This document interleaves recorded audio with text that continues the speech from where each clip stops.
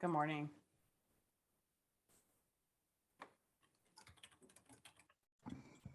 Morning.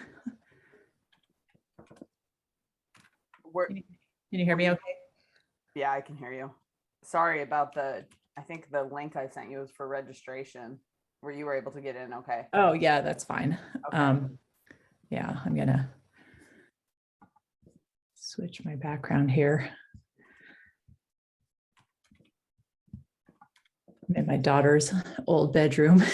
So, and still trying to round up my breakfast and all that. So I'll just probably put myself on mute here for a few minutes, but I just wanted to make sure I could connect. No, that's perfect. I'm going to start admitting folks as they come in.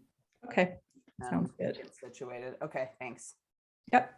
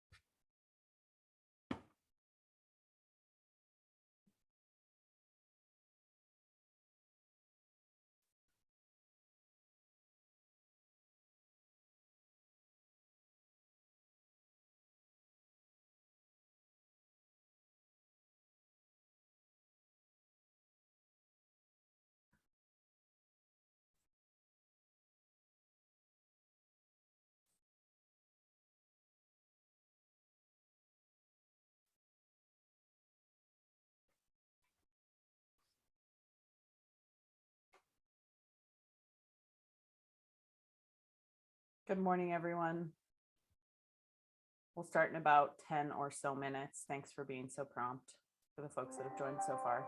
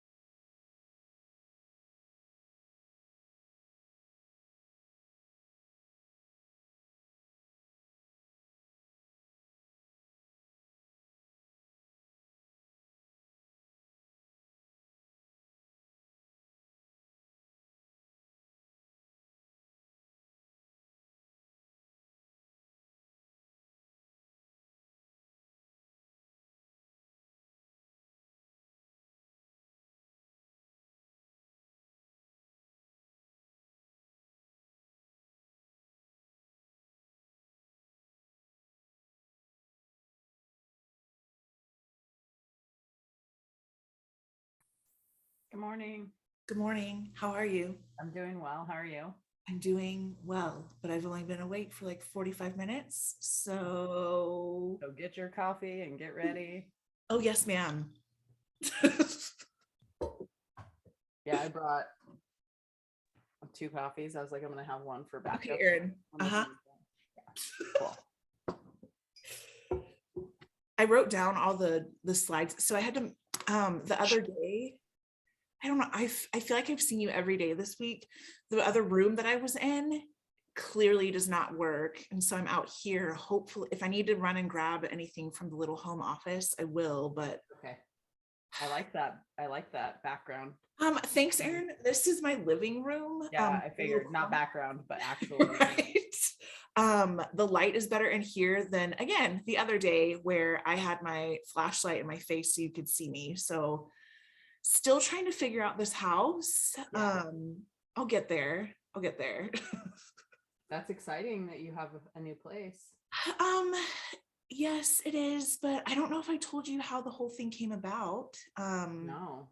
We had to move like within a month because where we were living, they decided to sell it, and we were told in an email. So it's I equate it to sending someone a breakup text. And yeah, the housing market in Colorado, never want to do this again. Right. And Oh it man. worked out. We moved literally on Thanksgiving.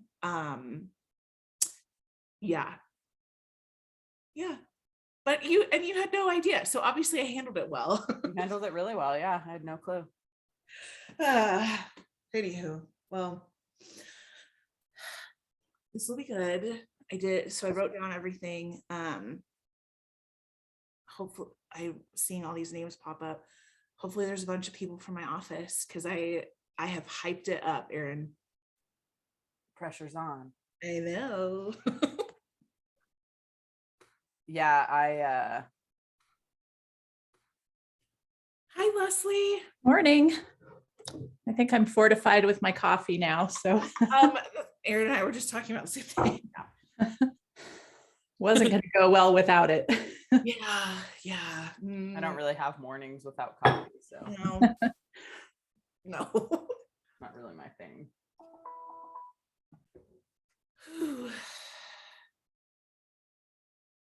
I also told Erin I like that we've been able to see each other so often this week.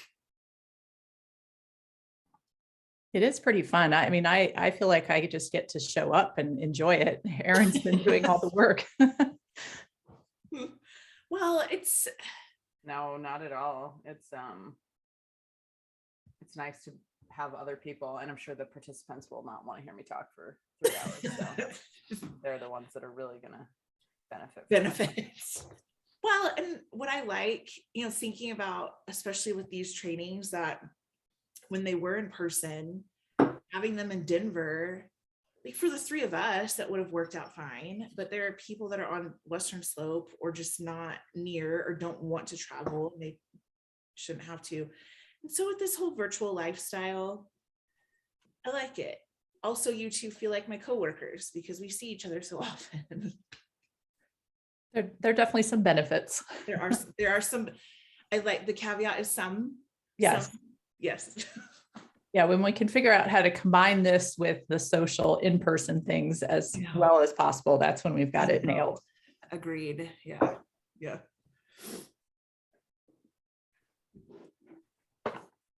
Yeah, this is the first time we've done this virtually in Zoom, so I'm more accustomed to using Teams. Obviously, I've used Zooms. No, I haven't apparently. I've used Zoom a lot, but I just made you guys both co-hosts, so hopefully you should be able to do everything. Yeah, be prepared for the inevitable PowerPoint glitches in Zoom. It seems like hard.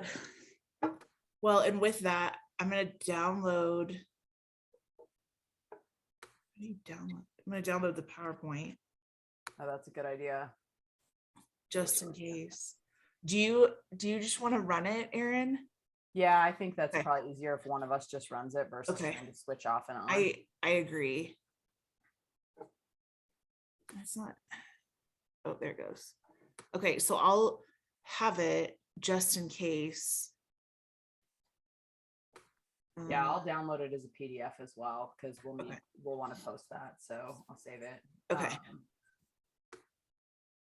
It's always hard because I want to have it on one screen with notes so I can, know the answers to the quiz and stuff. So I was just trying to download my answer sheet. That's the most important thing. Do we have a separate one? There's one in the folder. It's also in the speaker notes. And I have good. Down too, so don't worry. Let's take a poll. What does everybody think the answer is? Great. Yes. We'll go with that. Sounds good. I think you guys were on the call like the very first time I hosted this. I got the very first question wrong, and I'm like, oh, this gives people confidence. Don't worry, everyone that's on the call. I've since we know what we're doing. studied a little bit more. We've studied a lot more since then. Yeah, we have. Oh man. So I don't know if that made people feel more comfortable or less comfortable, right? Like, I oh my mean, gosh. if it were me, it'd make me feel more comfortable. You know, that we're all trying to figure it out. And also memorization doesn't necessarily stick with you for 20 years. No, it does not. No. Nope. Let's see. Okay, good. Yeah. So we have the answers.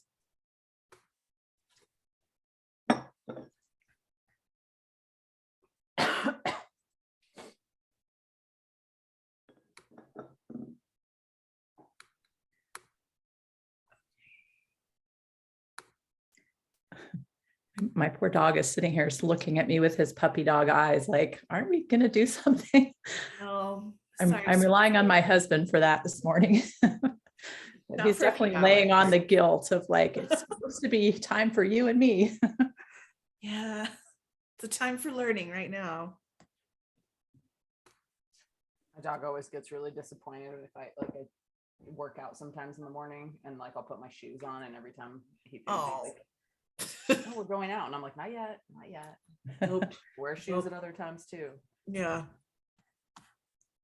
So for everyone that's on the call, thanks for joining. It looks like we're still waiting on quite a few, so it's almost 9, but we'll give it, as you've heard us talking about coffee and stuff, it's Sunday morning. Yeah. So we'll give everyone a little bit of time, and then we'll go ahead and get started.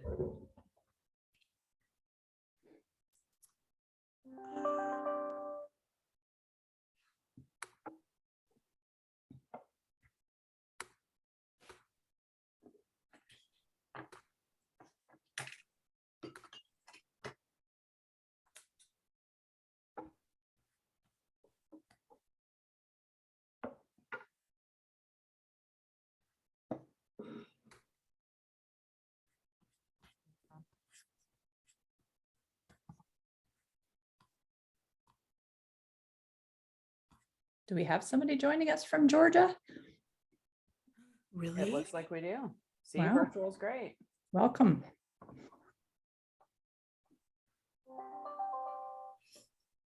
So you've probably had your coffee and you're moving on to A different, or maybe not.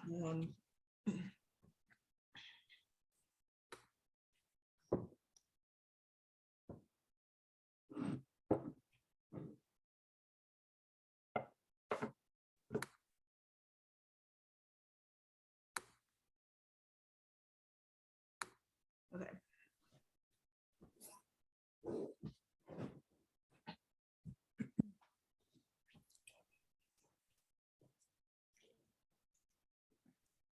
Sarah has the right idea being outside. I know.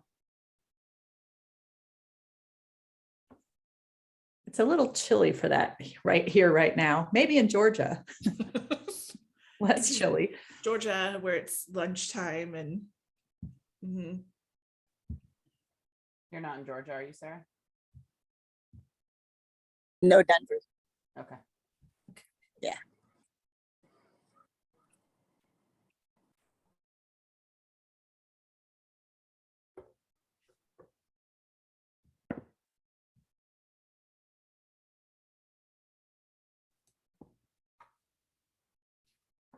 So we're just over the halfway point of people that have registered. So if everyone's okay, we'll maybe give till 9:05 and then we'll get started. yeah.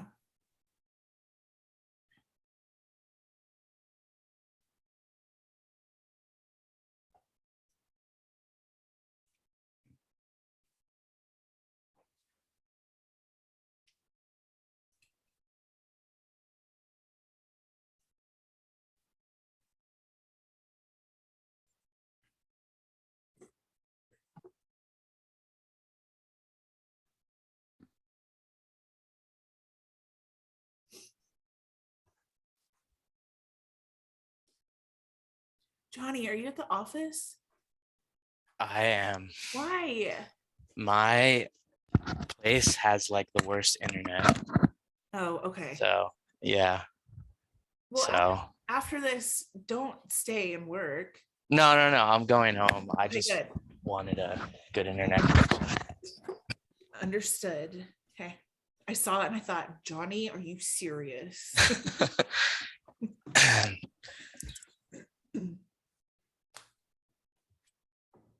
Oh yeah, we've got someone from Chicago as well. Chicago.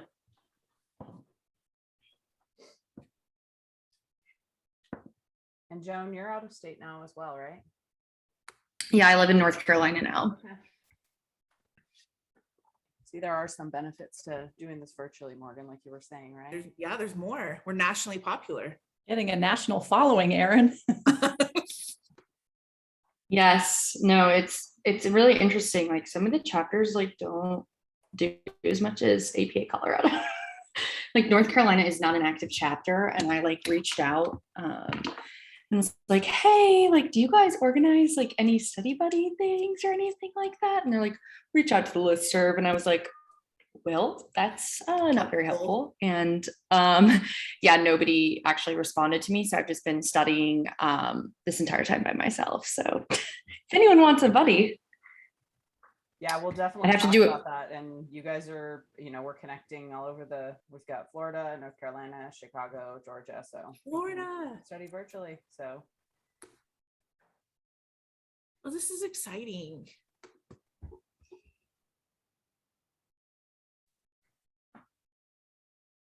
So I am going to go ahead and pull up the slides.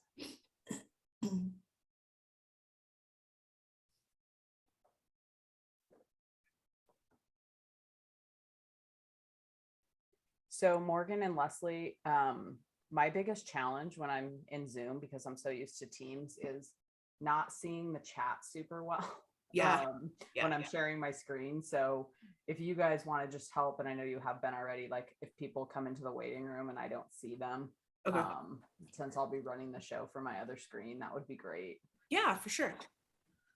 We'll keep an eye on that. And then also if the participants, if they use the raise hand function, that also elevates them in the, in the visibility bar. So then we can see if you have a question or a comment.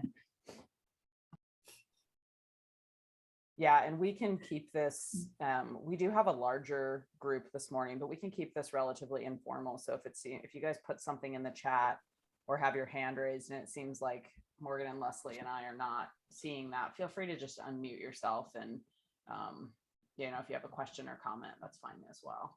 Yeah. So it's 9:05. I'm going to go ahead. I think we probably will have a few people joining, but I'm going to go ahead and get started. And the first test this morning is, can I share my screen? So start with that. It worked. Okay, Perfect. Okay, and let me just take a second to get you guys oriented here.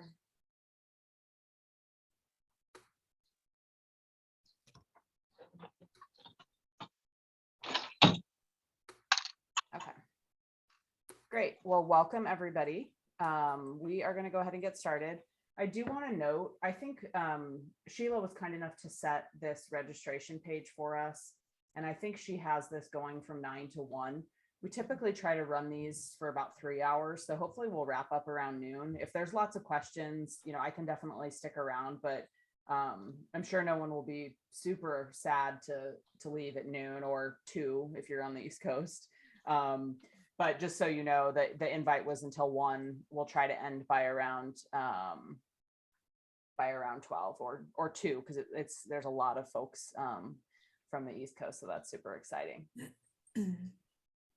So we're going to start with just some introductions. As you might have heard in some of the conversation before, this is a great way to hook up with study buddies. So we do want to just take a few minutes and do some introductions. So I'll start.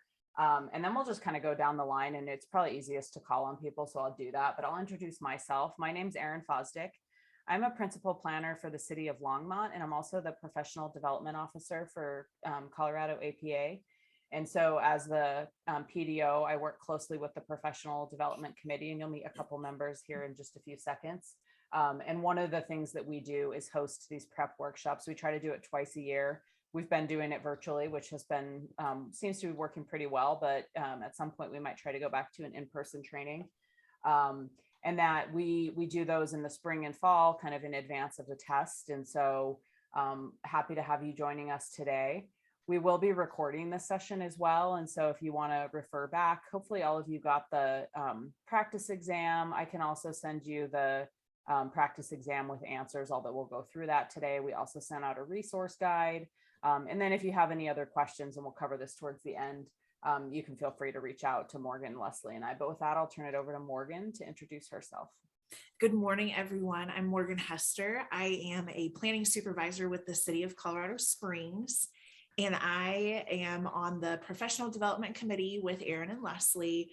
And we really do enjoy doing these trainings for everyone, understanding that you might get kind of stuck whenever you're studying for AICP, and that is what we are here for. So echoing what Erin said, if you're looking for study buddy friends, just want to reach out to a planner, even if it's something that's totally separate and apart from this, we will help get you connected to some planners. And I'll be, based on the chat, people all over the country, which is making me so excited. But we're here to help. We'll go over some potential questions, some study tips, and really want just to be able to help everybody out. And I will turn it over to Leslie.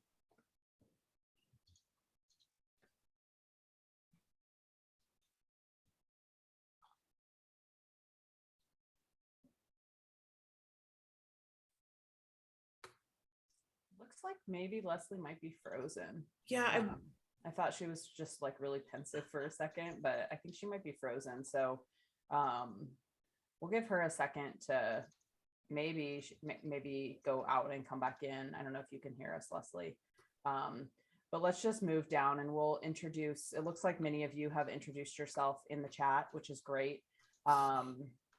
If you would like to come on camera and just introduce yourself, who you are, when you're planning to take the exam, that would be great. And obviously we can keep the chat going as well. Matthew, do you want to introduce yourself? Sure. I'm Matthew Bossler. I'm a landscape architect and urban designer with Smith Group. And I don't even know kind of the playing field really in terms of how to go about getting certification, but I know it's long overdue, so I'm happy to be a part of this. Appreciate it. Great, thank you. Alessandre, I hope I probably said that incorrectly. No, that was pretty close. My name is Alessandre Tombarge. I am a associate planner with the City of Waynesboro in Virginia. And I'm hoping to take the exam in May. So see how that goes. Art?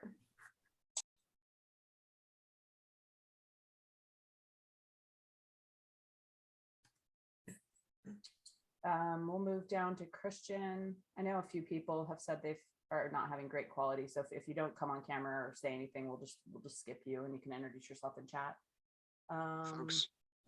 My name's Christian. I'm with the City of Toccoa in Georgia.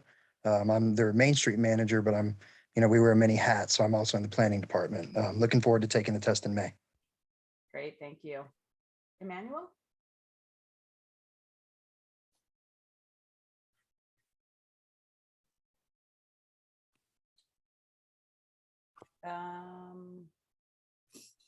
Joan, you want to introduce yourself? Yeah, hi everyone. My name is Joan Lyons. I'm a transportation planner at Stewart. We are a multidisciplinary planning and engineering firm based in Raleigh, but we have offices throughout North Carolina and South Carolina. And as I mentioned in the chat, I used to be an APA Colorado board member and worked in Colorado in the planning field for about 3.5 years. So very excited to see you all. Oh, and also I'm taking the exam in May, sorry. Awesome. Oscar? Hi, everyone. My name is Oscar Ortiz, and I am an assistant planner for the city of Brighton here in Colorado in the Adams County. Thank you for doing this, and I'm planning on taking the ACP exam in May as well. Great, thank you. Mhm. Jonathan?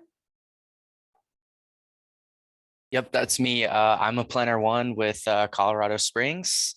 I am new to Colorado. I've only been here for 3 months. I am originally from New Jersey, and I'm looking to take it in May. Kate? Hi, I'm a planner with the Village of Wilmette, which is a suburb just north of Chicago. My background is actually in historic preservation, so I don't have a general planning background, but I'm hoping to take the exam in May. Great. Linda? Morning, everyone. I am in Vermont, and I currently work for the Northwest Regional Planning Commission, which is in St. Albans, which is north of Burlington, for anyone who knows Vermont.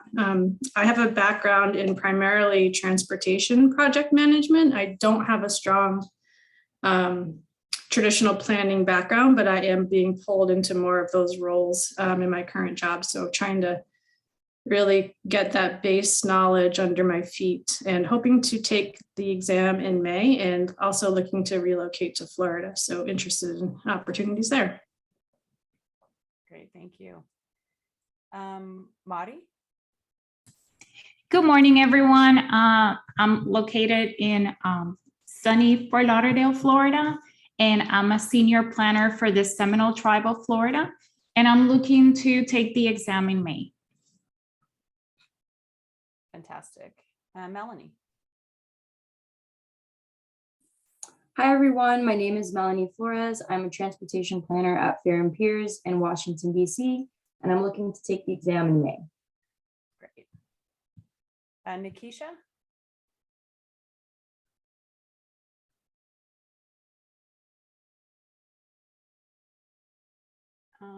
Okay, so I heard from Richard via chat. He's having some poor audio, and oh wait, I see Nikisha, community planner with HDR and taking the exam in May, and she's based in Colorado Springs.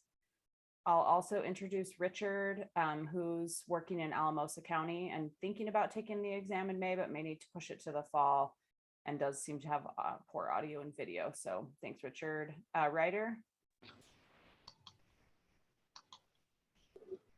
Hey, I'm Ryder.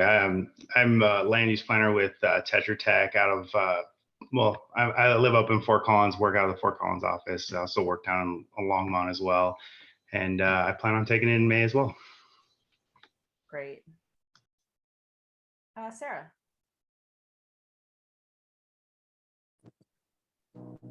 Hi, Sarahchimlak, land services manager with Black and Beach. Used to be a city planner in various places around the country, but thinking about May. Yeah, in Denver. Great, thank you. Steffi? Hi, everyone. I'm Steffi.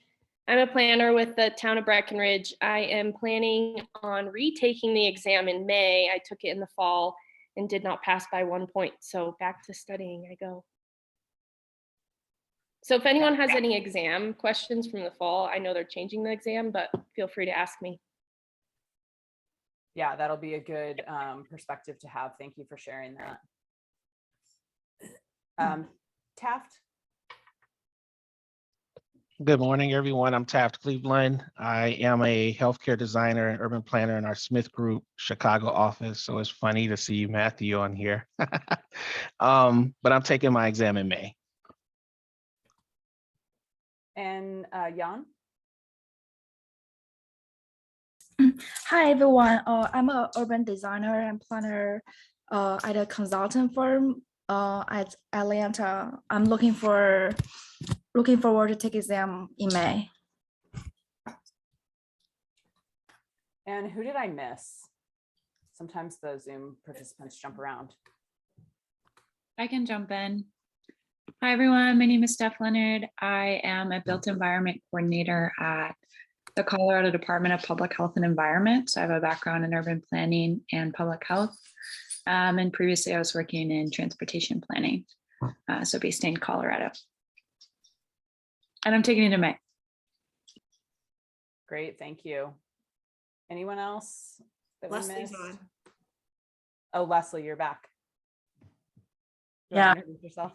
My internet connection depends where I sit in my house, apparently, or I should have gone to my office. But anyway, welcome everybody. It's really good to see you. I'm Leslie Ellis, and I am also on the Colorado APA board as the North Central representative, and am really honored to be part of this professional development committee. And Erin deserves a huge recognition for all the time and effort that she puts into this, gathering new information and contacting National APA and making sure we have the most current information possible for everybody in this practice session.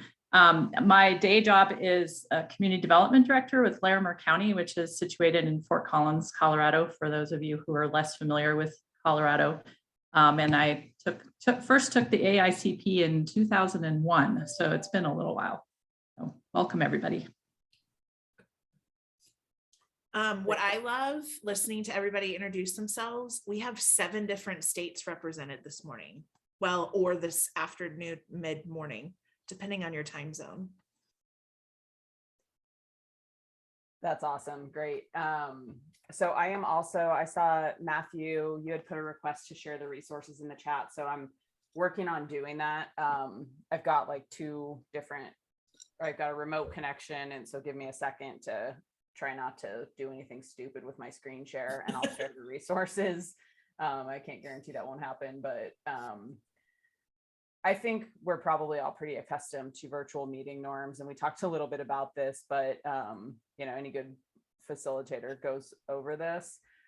It seems like all of you know how to rename yourselves and unmute and use your camera. And if you can't, that's totally fine. I get we're all working in different places. And I see a message here from Emmanuel in Tallahassee who can't unmute, and I apologize for that. If you have questions, use the chat. Sounds like they are an architect and urban planner and designer, hopefully also a developer looking to take the exam in May, eventually to start taking the ARE later this year. So thank you for sharing that. Please, like I said, feel free if you to communicate with us however is best for you. If that's through the chat, we will try to do our best to monitor it. You can also raise your hand. And again, most of you probably know this, but it's under reactions, and then you can see the raise hand. Also, if it seems like we've failed in recognizing your question or comment, just go ahead and unmute yourself and say, hey, can I jump in here? That's totally fine as well. You can use your camera if you want. Some of you already are. You also don't have to. I realize we all have a lot going on. So whatever works. Is probably easiest if we try to unmute ourselves or try to mute ourselves when we're not speaking, just so we don't have background noise, but probably not a huge issue. So that's that. So we're going to go ahead and start. The agenda today is pretty simple. I'll go through a couple of overview items just to kind of set the stage. We'll talk a little bit about the exam changes, and that was just referenced that the exam is changing. So we'll go through a little bit of that.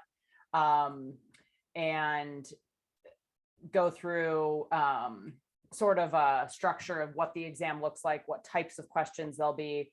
And then we're going to spend quite a bit of time today going through the practice exam. If you've had a chance to complete the practice exam, great. That's what I just shared in the chat. If you haven't, that's fine too. We'll talk a little bit more about this practice exam when we go through the questions, but just know this is obviously an exam that was built from the old questions. That's fine. They're not changing every question on the exam right now. And we'll talk a little bit more about that. This is really just to give you an idea of how the questions are structured, how you kind of think about answering these types of questions on the exam. So that's sort of what we'll do. And then we'll end today with going through some resources. You should have received a resource document. I will put that in the chat as well. But we'll go through just some tips and tricks, best practices, links to different things you can take a look at. And then obviously we'll have time for questions throughout. So why AICP? There's a number of reasons that planners and allied professionals, choose to get AICP. It does provide some distinction, and certainly some jobs require or prefer AICP. You may see that as you're applying for jobs, or even if you're in the field already. May increase your opportunities for promotions and certainly different higher level jobs. We also think it helps you stay informed. There's continuing education requirements. You need to get 32 continuing education CM credits every 2 years. And so this really helps you stay up on kind of current and best practices in the profession. Can offer you a higher salary. So in addition to increased opportunities, you may be able to get some additional money. And then of course, letters after your name, right? It's always fun to be able to put that comma and the letters after your name.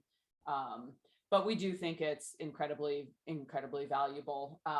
Doesn't mean you're not a great planner if you're not AICP, but certainly all of you recognize the value if you're thinking about taking the test. So that's a good first step. As has been referred to several times this morning already, there are quite a few changes that have been in the works, both to the program itself as well as to the test. And so there's a ton of information online, and probably easiest to kind of go take a look. One of the changes I'll mention, we're not going to spend a lot of time covering it, but APA did take some time over the past couple of years to think about how they make the exam more fair, less biased, and more inclusive. And so there's a document that really articulates the fair exam goals. And that's something just, I think our profession has really been thinking about, how do we be more inclusive? How do we increase diversity and equity within our profession? And I think one way we're trying to do this is through making the exam more fair. And so that's something just to take a look at. It's not on the test, but something I think is a good step in the right direction. So just want to mention that. Also, once you're AICP, as I mentioned, you have to earn continuing education credits or CMs. They've changed the mandatory credits. So while we still have to do 32 over a 2-year period, we now have 4 mandatory credit areas instead of just the 2. Historically, we've had to have law and ethics credits. We have had to have 1.5 of those every 2 years. Now we need 1 credit in each of these 4 areas. So we still have law and ethics, and you will see those questions on the exam. We will also have an equity CM, and then there's a targeted topic, which currently and for the next several years will be sustainability and resilience, but that's intended to rotate to kind of, again, stay current. So not anything to focus on immediately, but once you do earn certification and start reporting those CMs, these will be things that you need to make sure you're getting educated in. And then a big change, and this might be something many of you might be familiar or have been familiar with the candidate program. They've really tried to simplify the process and are moving away from the previous program and moving to what they're calling One Path. And so you can see the steps here. One Path is available to everyone, no longer just students. People can still become AICP candidates, but there's one path for everyone. And so the main difference here, and frankly, you probably are all more well-versed in this than us because you're the ones taking the test right now. But the difference is you no longer have to have all your education and experience prior to taking the test. So, previously that was something you needed to have under your belt before taking the exam.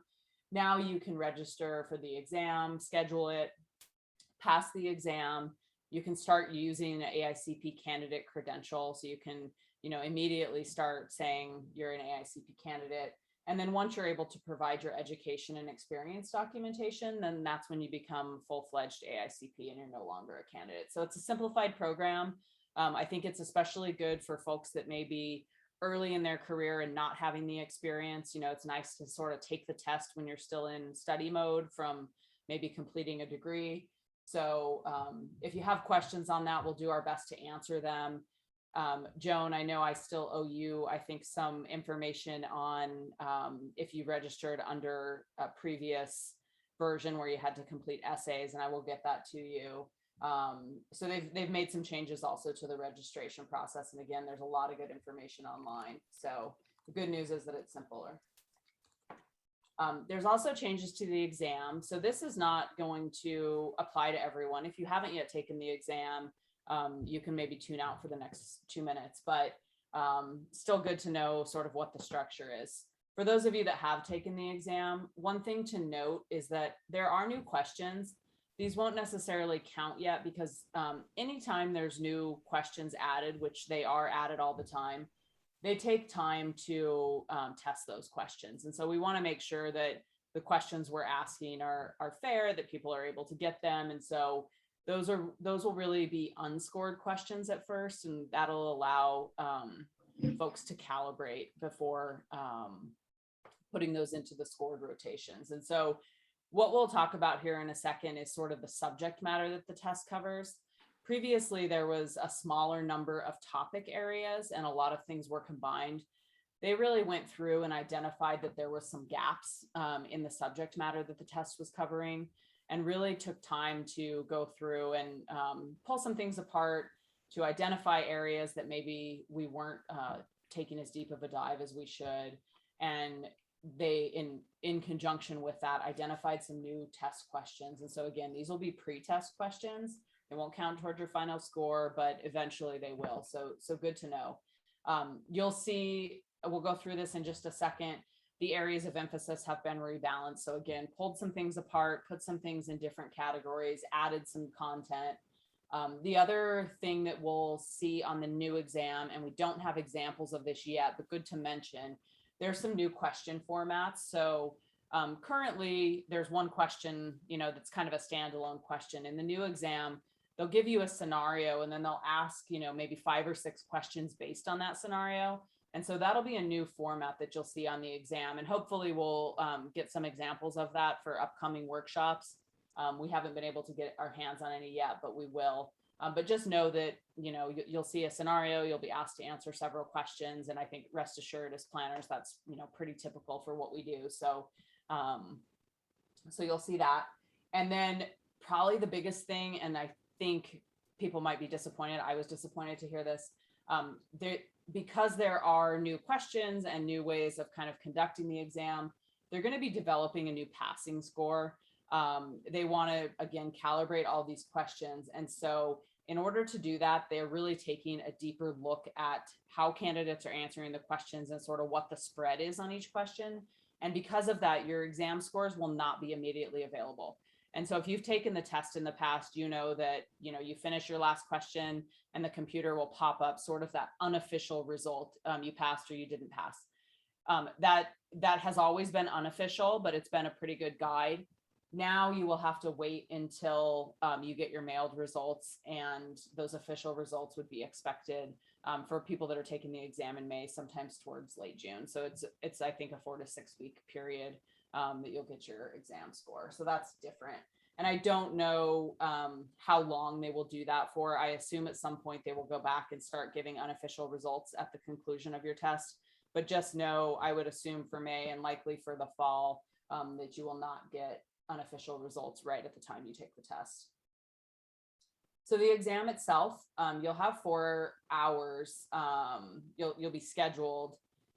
Half an hour is a tutorial to kind of go through, and then 3.5 hours to answer the 170 questions. As I mentioned, they do test questions. And so 20 of the questions are pre-test questions and won't be counted. You don't know what questions those are.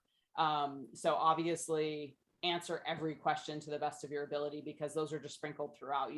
It's not like they say, these are the pre-test questions, but know that that's what those will be in there. So you'll have 150 that are graded and counted towards your overall score. And as I just mentioned, you'll get your official results in 6 to 8 weeks after taking the test.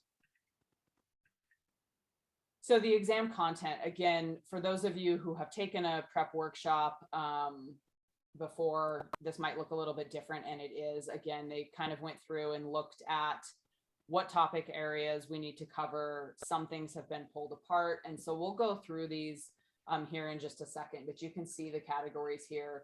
A few of them, administration and management, leadership, not a ton. Others are, obviously planning, policy development, fundamental planning knowledge. Those are big topical areas and cover quite a bit. So let's go through those and then we'll go through the tests. So research assessment and methods is 11% of the exam.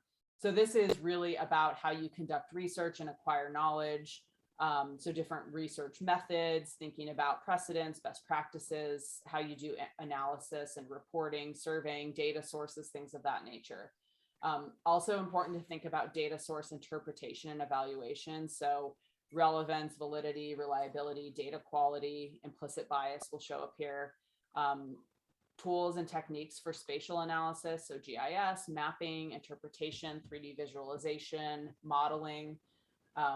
Community involvement and engagement, you'll see show up in a variety of areas. This is really talking about how do you use this to develop an understanding of a community that you're working in. And then data collection and strategies is really how do you do that to help you identify planning issues, well, and also thinking about privacy and confidentiality. Fundamental planning knowledge, again, this is one of the larger topic areas, and it covers a lot. This is where a lot of the gimme questions are, and Morgan will talk more about that when we talk about research or resources. But this is really some of the, dare I say, memorization stuff, you know, that flashcards are really good for. So thinking about the history of planning, planning movements, influences on planning, thinking about patterns of human settlement, so growth and development over time, role of transportation, climate, location of places, urban form, legal principles, statutory basis for planning, planning theory, terminology and practices, principles, terminology for related professions like public health, architecture, engineering, finance, real estate, natural, social, and economic systems, so political context, demographics, trends, sustainability, resiliency, climate, those types of things are going to show up here. Core values of planning. So this is where we see equity, diversity, inclusion, social justice, public interest, thinking about democracy, transparency. And then this is a newer area, really more emphasis on technology. So how can technology be used to advance planning? So this might be where you'd see questions on automated vehicles, smart cities, infrastructure, things like that. And then technology tools. So visualization, spatial software, big data, modeling, things of that nature. Communication and interaction is another pretty big category at 13%. Really thinking about how we are clear, concise, understandable in our communication, how we build relationships, how we run meetings, how we respond to media inquiries and use appropriate language, strategies and techniques to provide non-discriminatory media that really increases accessibility. So providing equal access, thinking about folks with disabilities and how we might accommodate those folks, listening and comprehension, leadership. So this is a little separate from the leadership category, which we'll talk about in a second. So this is really influencing decision-making in the public interest, thinking about strategic decision-making. We see social justice here, interacting with and planning for diverse or underserved communities, being culturally appropriate and respectful in our communications, sensitive to history and social movements, working towards consensus for decision-making, understanding the role of organizational structures and functions. So thinking about government agencies, nonprofits and for-profits and kind of what their role in the process might be. We see again, kind of the importance of public engagement. This is really focused on specific strategies and techniques that you might use for outreach for specific communities, particularly focused on how you engage with disenfranchised or marginalized communities, evaluation of our strategies and how we actually engage some of those target communities. So maybe recognizing how the role of implicit bias in the process, using evidence-based arguments. So this is how do you use research skills? How do you use data? How do you examine evidence?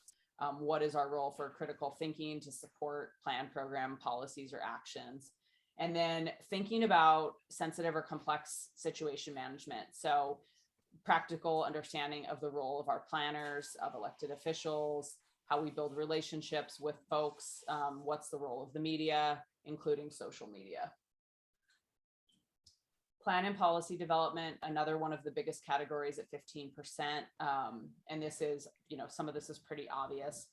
Preparing to plan, so scoping, visioning, goal setting, issue and opportunity identification, thinking about planning as sequential steps, so the planning process itself.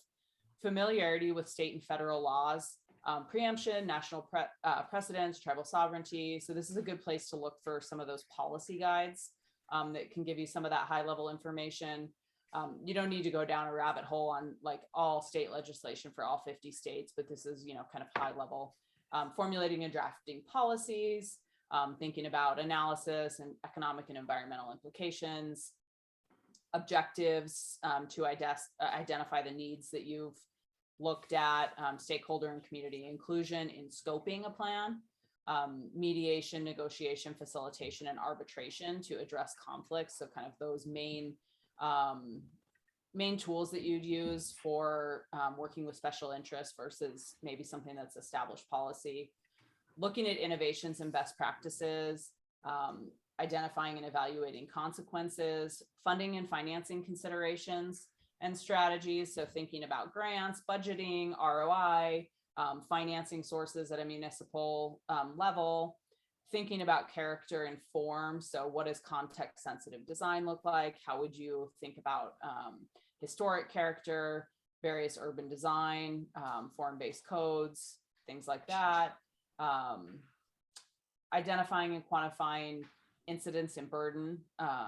So thinking about system, like kind of that systems level thinking around inequities and discrimination, and how can plans help with that.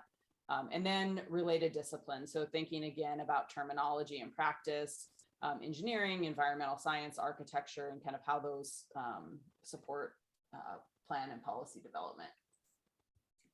Plan implementation. So this is one, historically, the category we just covered in this one were combined. They've pulled it apart.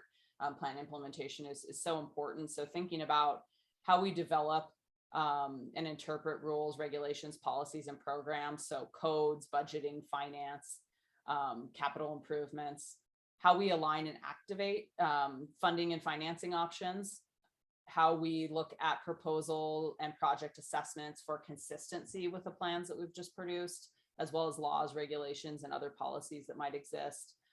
Thinking about strategic partnerships and plan implementation, looking for challenges and obstacles, and kind of how could you overcome some of those?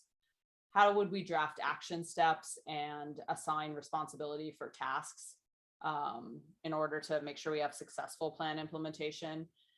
Then we see monitoring, evaluation, and updating plans and policies in order to make sure we're achieving those benefits that we've identified. So here you'd look at cost benefit analysis. Also interested in looking at transparency in some of these evaluation techniques.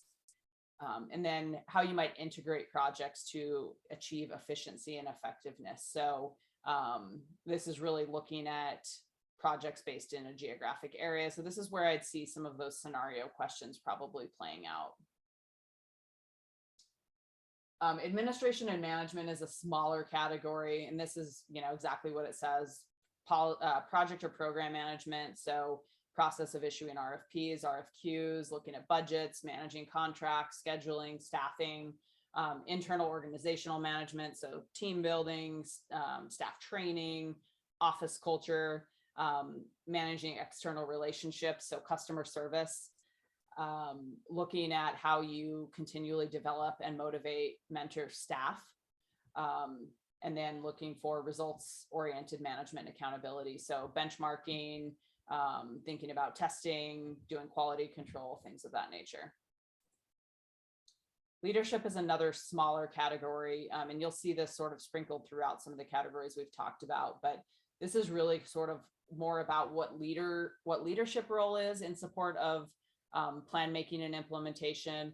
What are some of the ethical aspects around advocating, thinking about accountability to the profession and the public interest, institutional structures, a planner's approach to problem solving and decision making.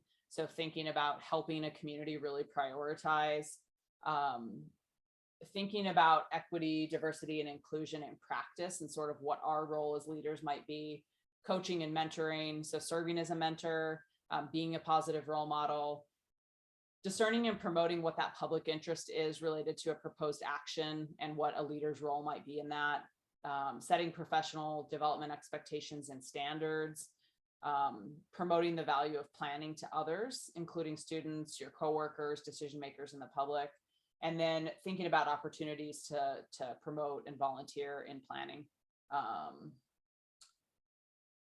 Areas of practice. So this list is actually a little smaller, which is nice than it used to be. It's still sort of a kitchen sink to like anything that you might do as a planner, right? Which is pretty much everything.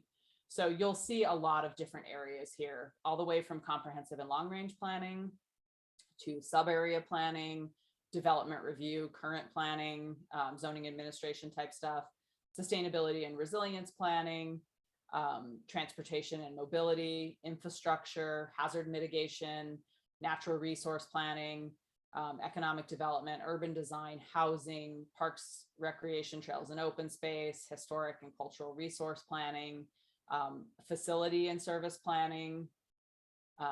And some of that could be state and federal facilities. It could be some specific, airport planning, things like that, food planning, food systems planning, rural and small town planning, equity and advocacy, and then regional and multi-jurisdictional. So again, this is really more of those topical areas that you're going to see on the test. And I think this would be another area where we could see some of those scenarios come into play.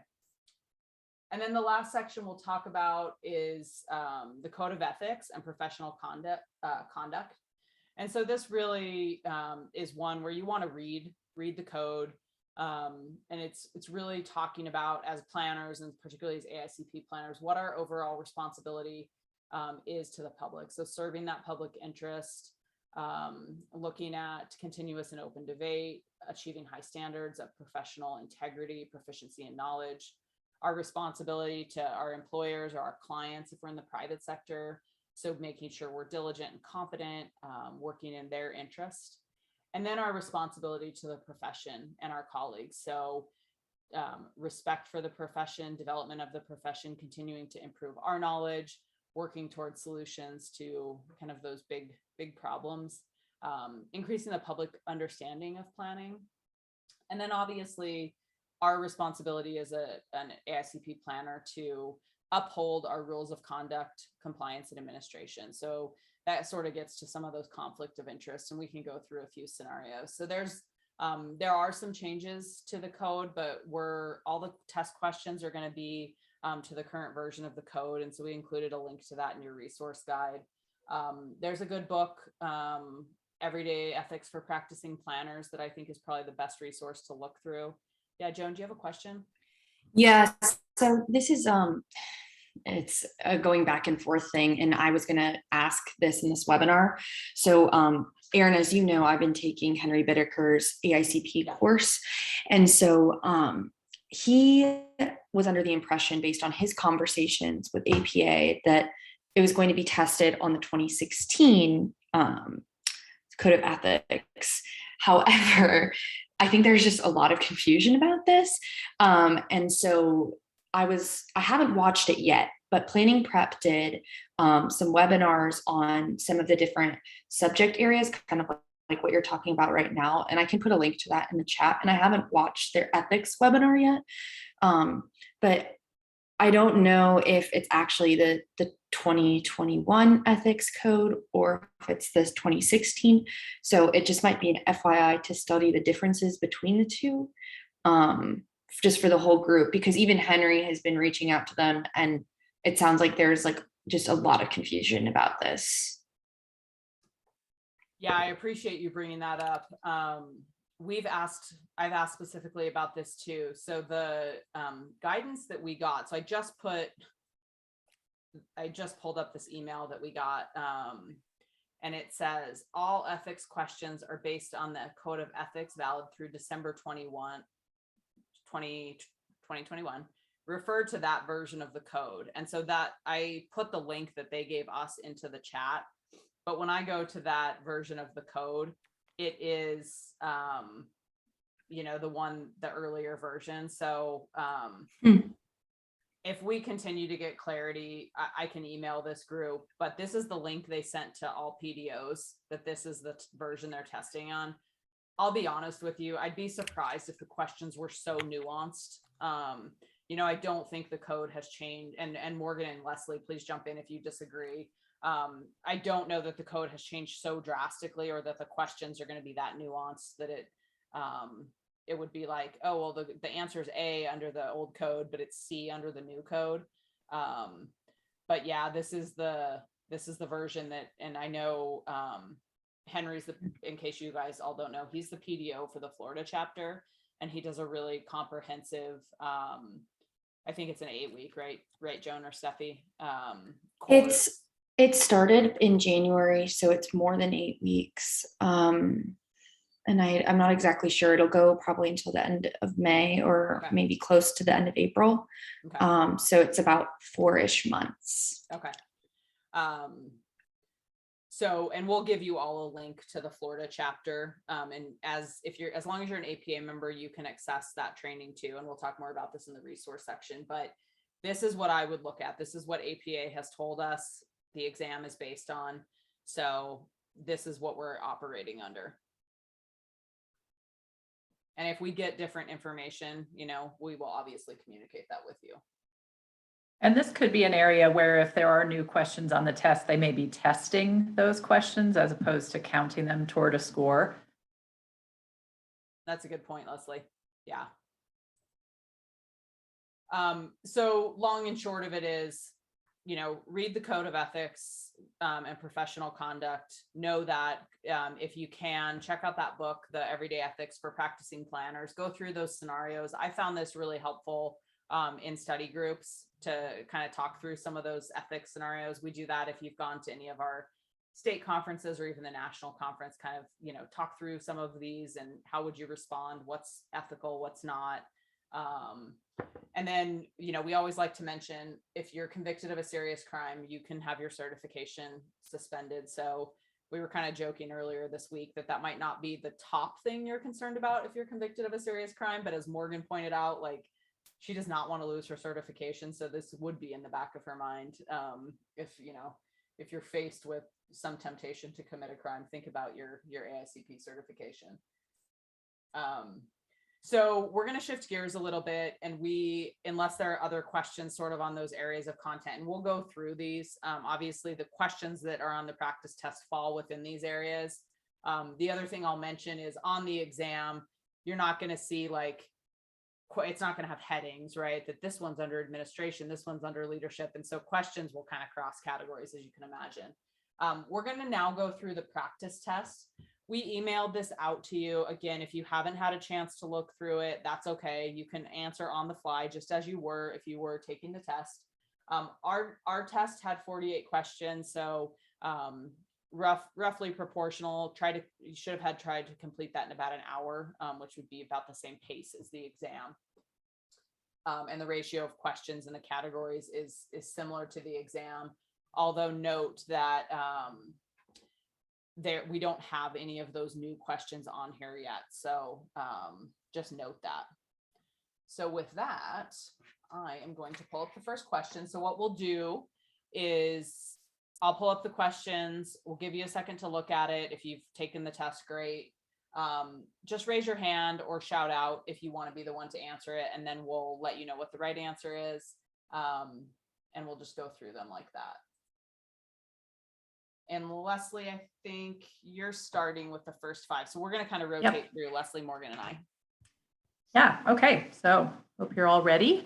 So the first question, which type of zoning allows a mixture of uses and promotes flexibility in design and density? And I'm not going to read all the answers. You can read on the screen. So just chime in if you have an answer and want to let other folks know what that is.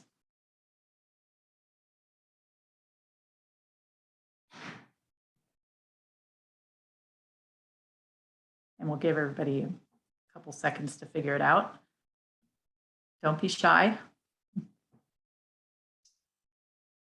And for those of you who are on early, you might have heard me say the very first time we did this workshop, I literally got this question wrong and was like, wait, really? That's the answer? So don't be shy. There's no shame in this. And actually it's sort of helpful to talk through this, because that is, a piece of the test is sometimes there's multiple answers that you think could be right. And it's kind of talking through that. So does anyone have an idea? I would guess PUD. And in this case, the answer is overlay zones. And basically an overlay zone is a zoning district that's applied over a previously established zoning district. Does anybody else have any thoughts on that particular topic? A lot of times it would put stricter standards in place than what you see in the underlying zoning district. Interesting. Some overlays don't introduce different uses, so I'm a little surprised to see that. For example, conservation overlays in Denver can be just, Yeah, it doesn't make you know, it flexible. And something that we talked, this was actually the time that Erin felt like, oh no, I got it wrong, which it led to this exact discussion. There are some jurisdictions, mine being one of them, that overlay zones do preclude uses or allow additional. So something to be mindful of, while it is very, very helpful to apply what may be your local jurisdiction or wherever you work, what is done, shifting your brain to think of a more general practice of what is done nationally. So this is again a perfect example of exactly that. You know, how is it done where I work versus more of what is being presented with the study materials and done at, you know, kind of like a general level. And this is also a good example of how a question might give you a clue, or later question in the exam might give you a clue to a question. There's some acronyms in here that you may or may not be familiar with, and probably should study up on before the exam, but transfer of development rights and plan unit developments and pyramid zoning are potentially all things that could be questioned on the exam also. In this particular question, the answer is C. Okay, let's go to the next one. I'm sort of still with everyone that I still think PUD is the Yeah, answer, but, it's yes. Okay, we'll go on to the next one. okay. So who authored the image of the city? Anybody want to give a guess on this one? It's Kevin Lynch. Kevin Lynch. Awesome. I heard a couple of you chime in with that. So this was a book that was done in 1960 on the evaluation of city form. And this is another question that, you know, any of these authors or people, famous architects and whatnot, could be part of the exam. So it's probably good to know who they are. I'm going to just pause for 1 second because I know there's still some consternation in the chat about that previous question. And I think when I had originally gotten it incorrect, one of the other things that we talked about is that the way the question was written is that it's not, if it would have said planned unit development zoning, it might have been a better answer, but that a PUD itself wasn't necessarily going to promote, it could do that, but that an overlay zone was a way to, kind of to your point, Morgan, that people could, it expanded what could happen in that base zoning district. And so one thing that we have to be careful of with this exam is kind of what's the best answer. It doesn't mean that the others, I mean, in this case, there's obviously one clear answer. If the choices would have been, you know, A and B, B and C, you know, then like there might have been different option, but since it was not, you know, one of those combo ones, you have to pick what the best one is. So Richard, Taft, I definitely hear you. Hopefully this question isn't on your exam, but just really look at those questions, look at, you know, what's there and kind of how, to your point, Morgan, nationally would this apply, and overlay can expand uses, expand flexibility in a base zoning district. And so that's really how that question's being answered. So sorry to derail us and spend too much time on that question, but I did see a couple in the chat. So thought I'd mention that. Okay, let's go to the next one. Okay. So which employee-focused TDM strategies are commonly used specifically for commute trip reduction?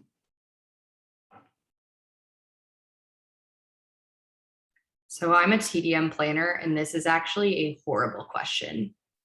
And the only reason why I say that is because it says specifically in the question, employee focused.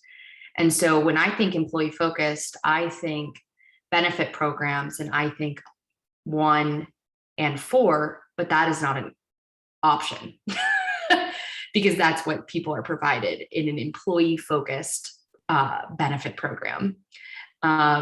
So with that said, I would say the best option would be B technically, but traffic calming is not really a part of that. So that's my personal professional opinion. And I see some, Nikisha is agreeing with you in the chat too. So in this one, the answer that we have is D, which is 3 and 4. So end of trip facilities and transit fare subsidies. And you're right to pick up on the fact that it's employee focused transportation demand model in this case. And really those are places that are designed to support, transportation other than vehicle travel and to benefit employees for using something other than vehicle travel. So those are another example of selecting the best of the options that may not feel like great options. Yeah, and I would say in this one, traffic calming isn't employee focused. And I would guess, and you probably know this better, Joan, or maybe Nikisha, to me, unbundled parking costs might be an employer focused strategy rather than employee, but maybe that's the thinking behind that. Yeah, I mean, you can do it by employer, employee, or I know Steph just mentioned something in the chat, residential. So like the city of Boulder and the city of Denver both have TM ordinances that specifically focus on those different things. And they're very new. So I think this is just a very poorly worded question. And that's totally fine. But I think you can look at so even if you know nothing about TDM, which obviously you guys do, you could think about okay, maybe unbundled parking typically is associated more with residential. Traffic calming is not it's not an employee or employer focused, right? It's for everyone. And then having end of trip facilities and transit fare, that would directly benefit a person. So maybe that's a way to kind of eliminate by process of elimination, right? Might be a stretch, but again, yeah, I was going to say, getting to the thinking, right? Because parking cash out is an unbundled parking cost. And that's specifically something that employers and employees get a benefit, and it's a focus on employees. So I don't know. I just have a hard time agreeing with this, just because I've been very involved with the Association for Commuter Transportation and almost got TDMCP certified. So it's hard. But yeah, I see where you're going with that, Erin. So another thing to point out about this question and many questions, and we'll talk about this a little bit in the resource, but we can automatically discount traffic calming, right? We all agree that that's not one of the answers, although important. So we can completely eliminate B and C from the answer because we know that it's not going to include traffic calming. So then when we say, well, is it 1 or would it be the other 2? It's okay, well then D is a better answer than A, right? So it's sort of, again, test taking 101 process of elimination may not be a great question, but it helps us get to what they're thinking about. So, it's kind of like the psyche behind AICP. And taking apart this question and studying the various parts of it to prepare for the exam too, looking at general TDM strategies, what is it? And then looking at each one of these components and understanding how they may apply under different strategies, I think would be a good way to study for something like this if you have no knowledge of TDM whatsoever. Okay. All right. I'm sorry, what was the answer again? It was D. So, which included 3 and 4, end of trip facilities and transit fare subsidy. Thanks. Welcome. Okay, so this next question, what's the floor area ratio of the building shown below? It's 1. B. Very good. How did you get to that? FAR, I like to think of it in like parcels. So if each square is 25%, there's 4 floors, that's 1. So if there were 8 floors, it'd be 2. And if there were double that, it'd be D4. Good. And floor area ratio for those of you who aren't too familiar with it, it's the measurement of a building's floor area in relation to the lot or the parcel. And it's expressed as a decimal number. And you get it by dividing the total area of the building by the total area of the parcel. So, and that is the correct answer, B. Okay, here's another history author question. So which book did the father of regional planning write?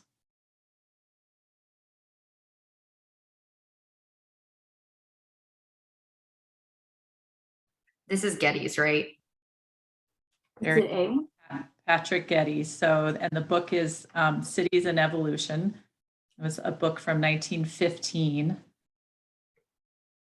And then it became part of the foundations of the Tennessee Valley Authority and the Rural Resettlement Program.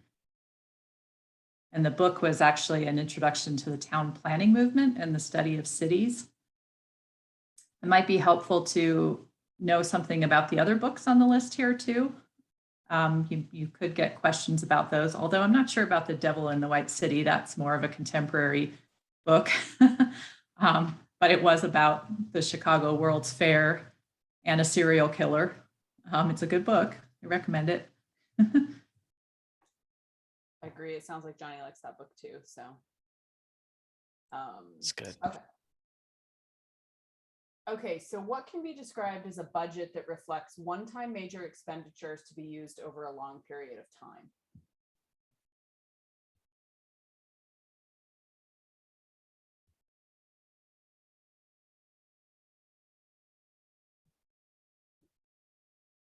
Anyone have ideas on this? Capital budget? Yeah, B.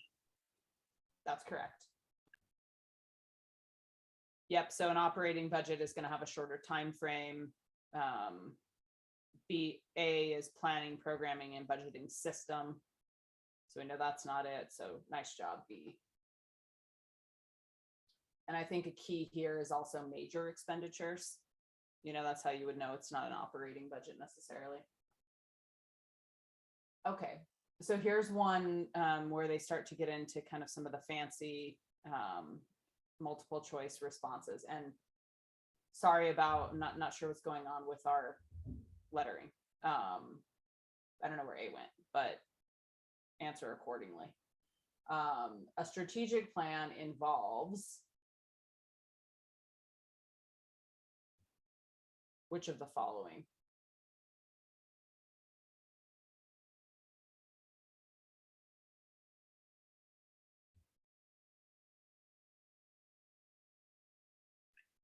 All of the above, D. That's correct. What was your line of thinking on that, Joe? I didn't see 3 in any of the answers, and I know that SWOT is key to strategic plans. So I did all the above. Okay. Okay. A variance can be described as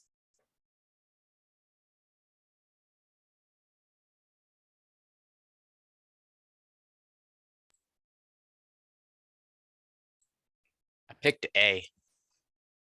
A? You are correct. Both of you are correct. A variance is a form of relief from requirements of an ordinance based on unnecessary hardship. So that's correct. And one thing I would say about this is, you know, obviously the unnecessary hardship is key. I would say here, A is better than B because we know it's a relief, right? And so B kind of leaves out that piece of what granting a variance is. And then, you know, C and D, different communities have different processes for granting variances.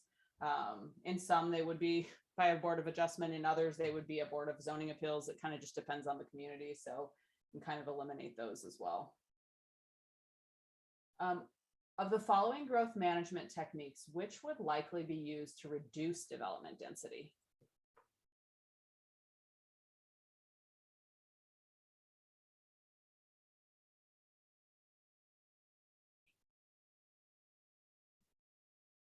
Any ideas? C. D. So the correct answer is C, large lot zoning. I know someone had B. Any thoughts on, anyone want to share what their thinking was? I would say, you know, these could all be viewed as growth management techniques. Phasing would really be more related to the timing versus the overall density, right? So you're still going to end up with the same development density. It's just going to be phased differently. So that's probably what makes large lot zoning a better answer, because at the end, you know, if you have large lot zoning, you're going to have overall reduction in density over time. Which of the following demographic groups is a mail survey instrument most effective? A. Yeah. That's correct. Yep. Okay, I'm gonna turn it over to you, Morgan. All right. So number 11 on here, green infrastructure, ...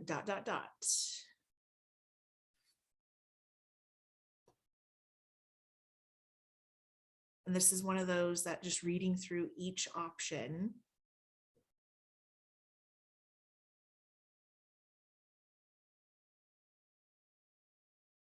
Anyone want to take a guess?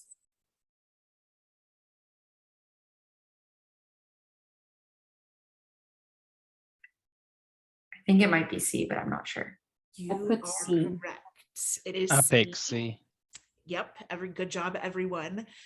So breaking it down with each piece, and if you're maybe jurisdiction or you're just in general familiar with what green infrastructure is, thinking about that holistically, how do these pieces fall into place with that, or maybe they don't when you're going through something where it gives you multiple options for these questions. And working through these type of situations, the exam is really, it sounds terrible, but you want to be able to use your brain in that way that here are all these options that are being laid out. How do I apply these different potential answers? So really working through practices like this so that you're kind of doing that brain shift to run through scenarios. Because again, sounds terrible, but the intent is to kind of trip you up with these types of questions. So next one, and this is going to be one when you're going through your Supreme Court cases, being familiar with some of those that may come up more often in terms of planning related. So in which case did the Supreme Court say that a community may prohibit unrelated individuals from living as a family in the same house? Isn't this B? E. Look at you all. B. Yes, you are doing very well with your Supreme Court cases. So with this situation, B is the answer. And the notes that we have, so restricting one family dwellings to single family defined as one or more persons related by blood, adoption, or marriage, living and cooking together as a single housekeeping unit. And again, there are multiple cities across the country, maybe one that you work for now, that the way family is defined is pretty similar to that language. But again, having familiarity with other cases that are potential options for this. So, knowing what TVA is, just working through what is this, the April case. These are kind of, depending on your memorization, these could be those gimme questions. So running through, we do have resources, a list of different cases that you should be studying. And this is also where having a study buddy is excellent. Maybe someone is more familiar, they've got a way to remember it a little better than you have been able to figure out. So I will stop talking and let's go to the next question. Number 13, the 2010 US Census revealed which of the following? Would that be B? It Yeah, is that B. Yes, an increasing diversity of the population. And although 2020 census is obviously a little closer to where we are in the calendar of life, the questions that are going to come from the census most likely will be focusing on 2010. But just kind of look, whenever I was studying, looking at the census website, and they do have some information where they just give summaries of the major shifts or something that is notable for how things have changed when compared to the past. I would recommend looking at that.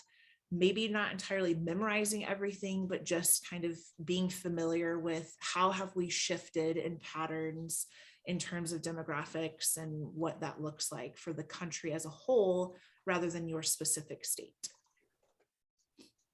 And next slide.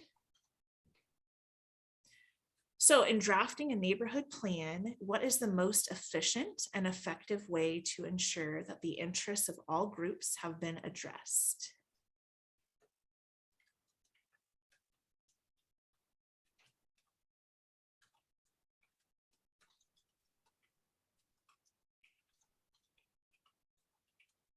either B or C. B. It is B. Do you want to share your thoughts on this one?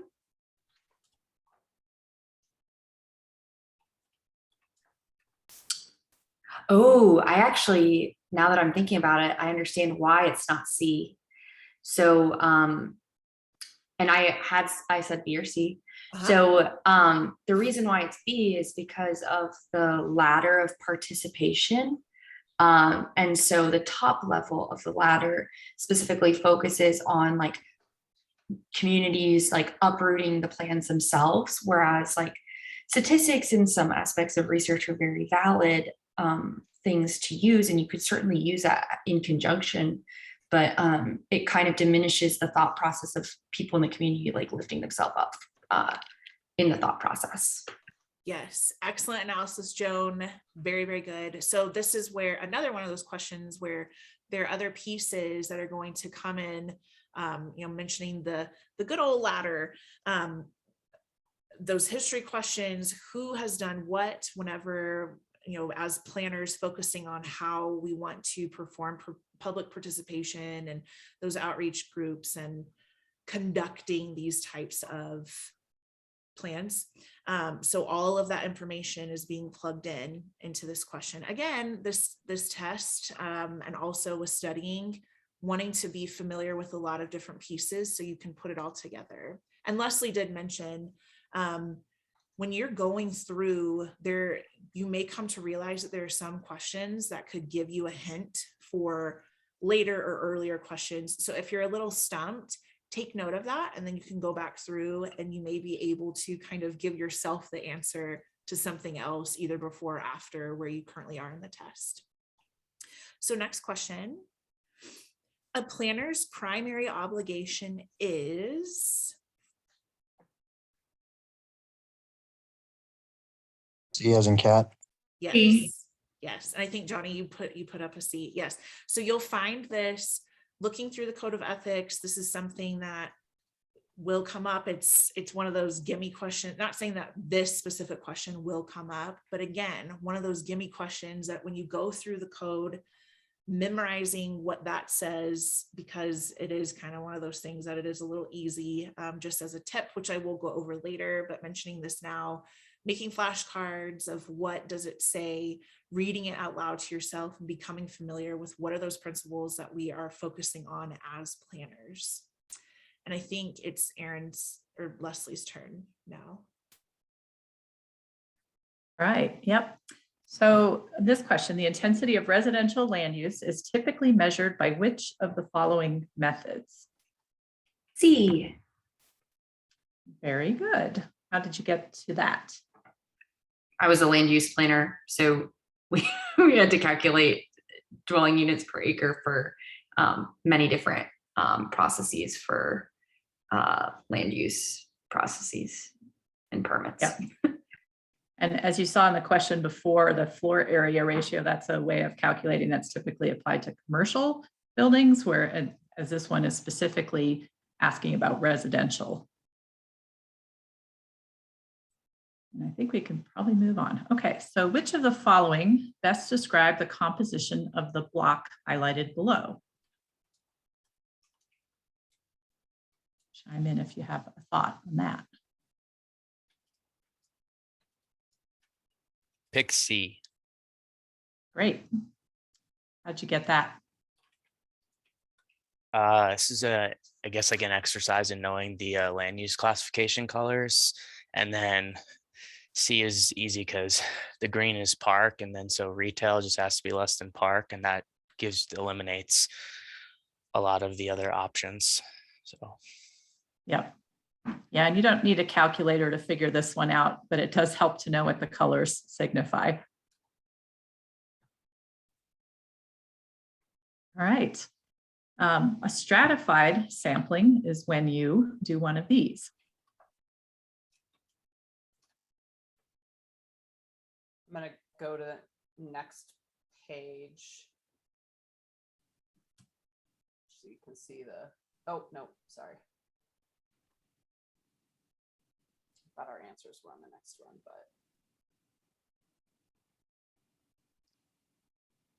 Anyone have a good guess here? I chose A. Great. You have, can you explain that, or was that just a good guess on your part? What, A? Yeah. I was thinking stratified where they would take a population and have like male, female, and then have them broken down to like same characteristics. I just remember that being one of the definitions. And so since the others didn't mention same characteristics, I just circled that one. And the fact that it was broken into 2 different subgroups, and I always thought of like male, female. Yeah, very good. Yeah, stratified random sampling is a method of sampling that divides population into smaller groups that are called strata, and based on the shared characteristics or attributes of the people in the group. So I think you were spot on with that. Good job. All right, and this one, which of the following are included in subdivision regulations?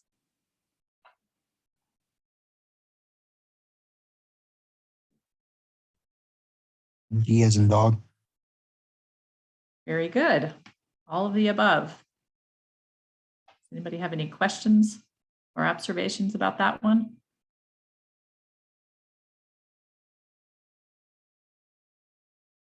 Okay. So this one, an LOSC at a signalized intersection indicates what?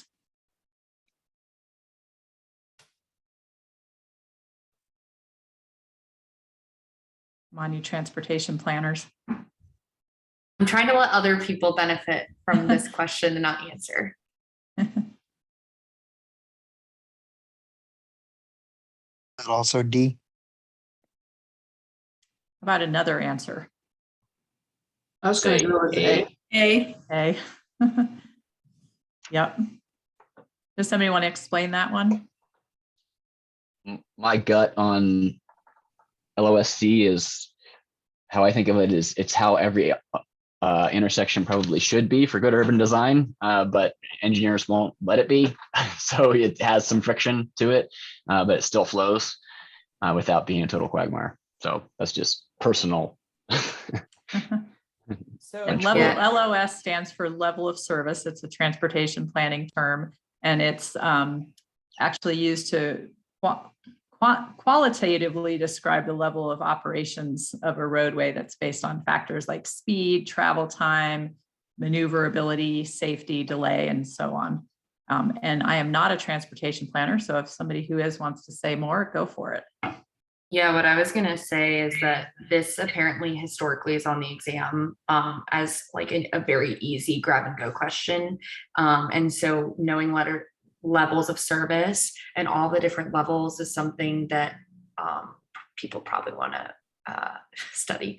So you'll just have to know some of these different answers and be able to match the different levels. So Richard, to your question, as Joan just mentioned, yes, this is a pretty high level. I mean, we're not all transportation planners. I'm not, Leslie's not, Morgan's not.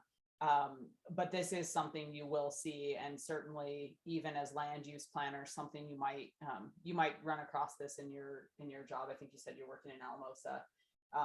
So I think here, as Nikisha mentioned, level of service goes from A to F, and sort of as Matthew just mentioned as well, think of it as a grading system, right? A is, and we as planners might not like A, right? A is like free flowing, no congestion, no intersection delays.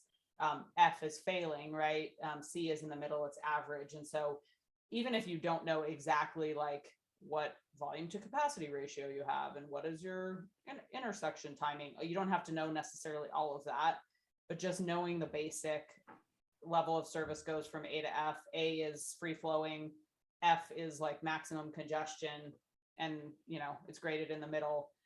That would help you answer a question like this, even if you're not a transportation planner. So to Joan's point, just sort of brush up. We'll talk about this a little more in the resources too. Know what you know and what you don't know. And so if you're mostly focused on land use, you may not need to study as much on that. If you don't know transportation planning, or you don't do engagement a lot or things of that nature, maybe those are the areas you want to tackle the most in terms of your studying. So, okay, let's go through a few more and then we'll take a short break, take a bio break, refill our coffees, and then we'll come back. But let's go through a few more here. A complete submission for a site plan review should provide each of the following types of information except what?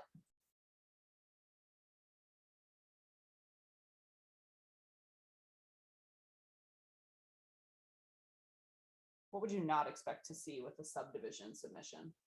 Or a site C plan? as in cat. A. So I heard C, which is the correct answer. I heard that from a couple people and the chat. Did someone else have a different answer? Okay. C is correct. You would not expect to see rents, but you would expect to see all the rest of the information. Clarence Perry's neighborhood unit was what?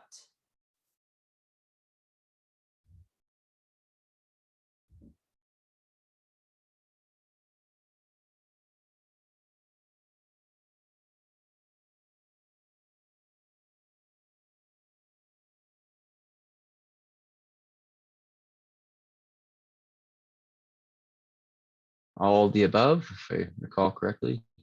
That is correct.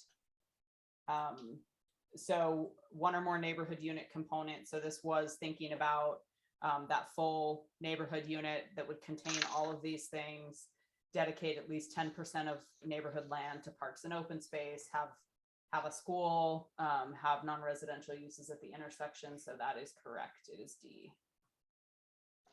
Okay, another legal question. Which of the following is a landmark housing case? C. Yep, good job. And how did you know that?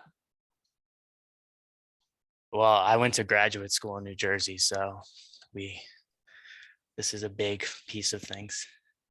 And also just like, that's very obviously a federal housing related case. I think like D is police powers, and I honestly don't know so much about A and B. So.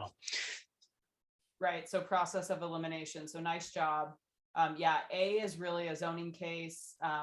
Berman versus Parker is a takings case. And then obviously Euclid versus Ambler was a zoning case as well, and probably the most famous zoning case. So in this example, you're spot on. Knowing sort of what aren't housing cases also can help you figure out what is. So Great job. And if you guys want to go through what any of these cases are, we can talk more about it, but we'll leave it at a high level unless I hear otherwise. So 3 levels of the ladder of participation are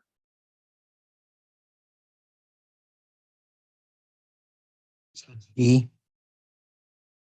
Yep, D. I think D. who said D?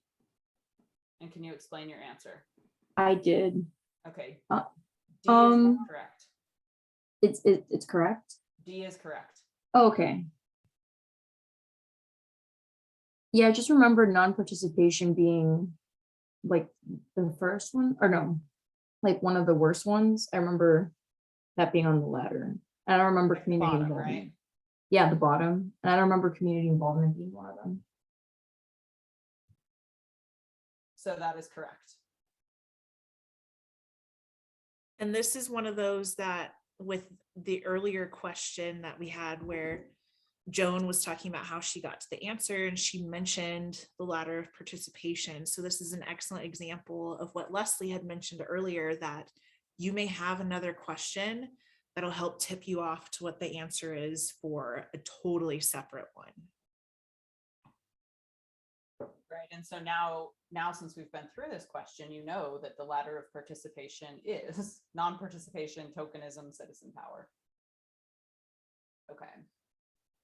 And certainly don't get tripped up. I mean, community involvement is all about public participation, but that's not what the question's asking, right? Okay, so I'm going to give you a second. We'll read through this and then I'll go to the next slide with the answers. So you're a newly appointed planning director in the small town of Buckville. Your husband is also the new owner of a gardening store that's applying for the construction of a large greenhouse to be built adjacent to the store. This will need to be reviewed by the Planning Commission for approval. In this example, you should do which of the following? D. That's correct. So you should inform the commission about your connection to the case and remove yourself from the review process. Any questions on that? Seems pretty straightforward to folks. Okay, good job. Who is the father of zoning?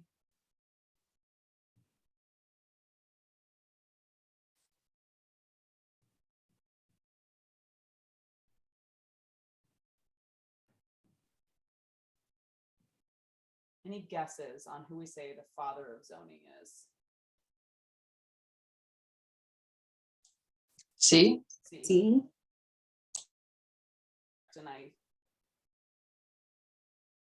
trying to look at the chat as well. Sorry, yes.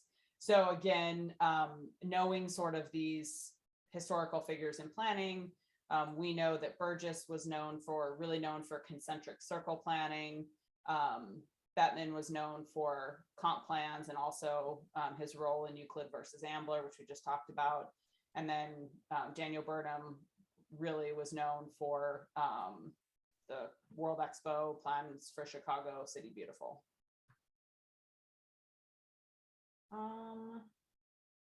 Sorry, I'm going between multiple screens here. I think this is still me. What was the answer to that father of zoning one? B. Let me go back there. Wait, was that B or C? C. It's C. Okay, thank you. C is the correct answer.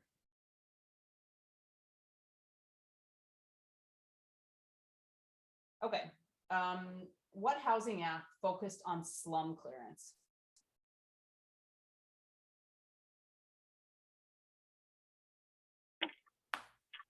C as in cat. That is correct. So obviously these are all housing acts, right? So we're really focused on what is slum clearance. And the Housing Act of 1949 really focused on federal financing for slum clearance programs, and that was associated with urban renewal. Whereas in 54, that was really about public housing. 64 was the Fair Housing Act. And then 1970 was raising the ceiling on guarantees for communities, making more large scale projects feasible. So just knowing a little bit about what each of those are.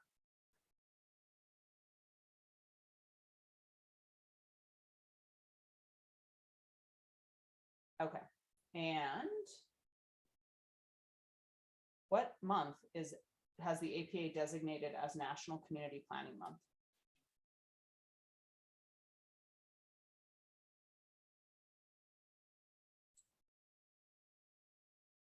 Is it B as in boy, April? It is not April. It's October. It's October. Oh, that was gonna be my second guess. Is it October? Yes. Is there a specific reason why October?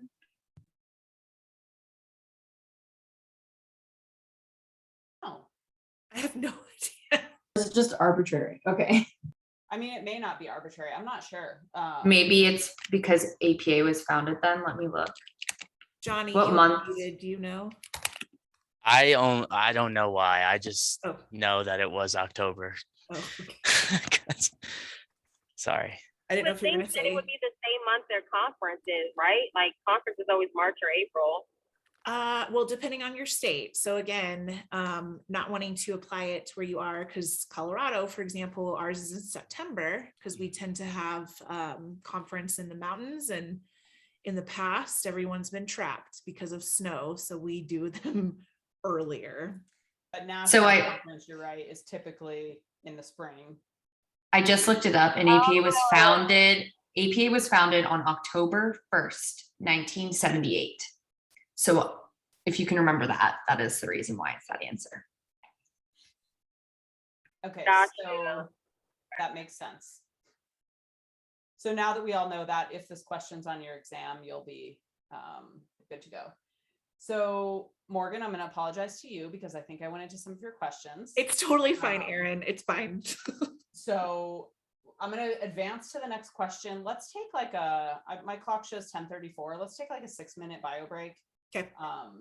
Do what we need to do, and then let's come back at 10:40 and we'll finish the exam and go through resources. Does that sound reasonable to everyone? And I'll get myself back on track with our slides. It's okay, Erin. You said what time? What time will we come back? Let's come back at 40 after the hour.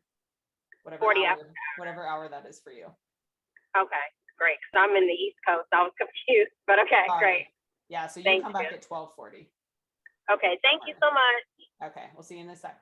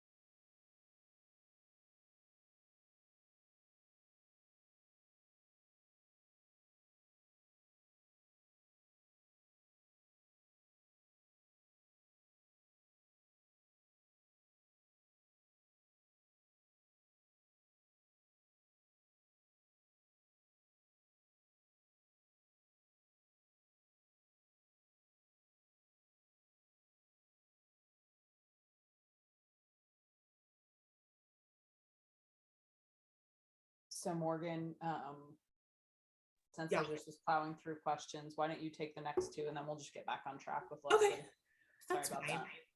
It's like, man, I've got like a bunch of different screens and I feel like I need a third screen going on right now. So Totally okay. It's not like I had anything fascinating to contribute to any of those questions.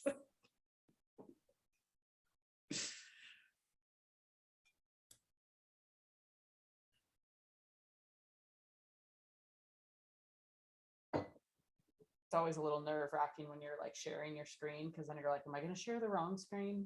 And like, not that it would be a huge deal here. I'm just No. sharing the answers, but Right. Yeah. Yeah, no, I understand. Because I'm out here, I just have my laptop. So I have tiny screens all over. So I understand.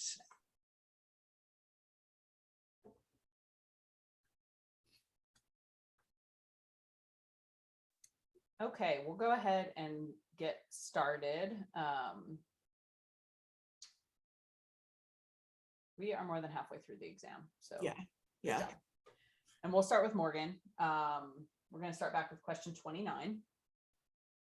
And this is one of the, so again, kind of talked about this earlier, if you're not a transportation planner or a fill in the blank planner, taking some time to look at those questions to better understand just the general sense for what those different fields are. Whenever I took the exam, there were 3 different forms of the test. So you could have something that was a little heavier focus on transportation or environmental planning or whatever. So just being mindful of that, that if you get tripped up on these, it's totally okay.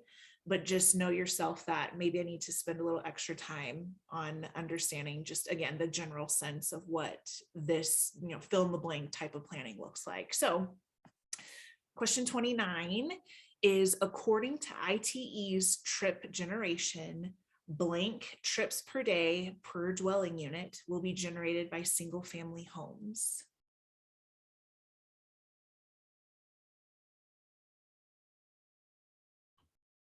So any guesses on this one?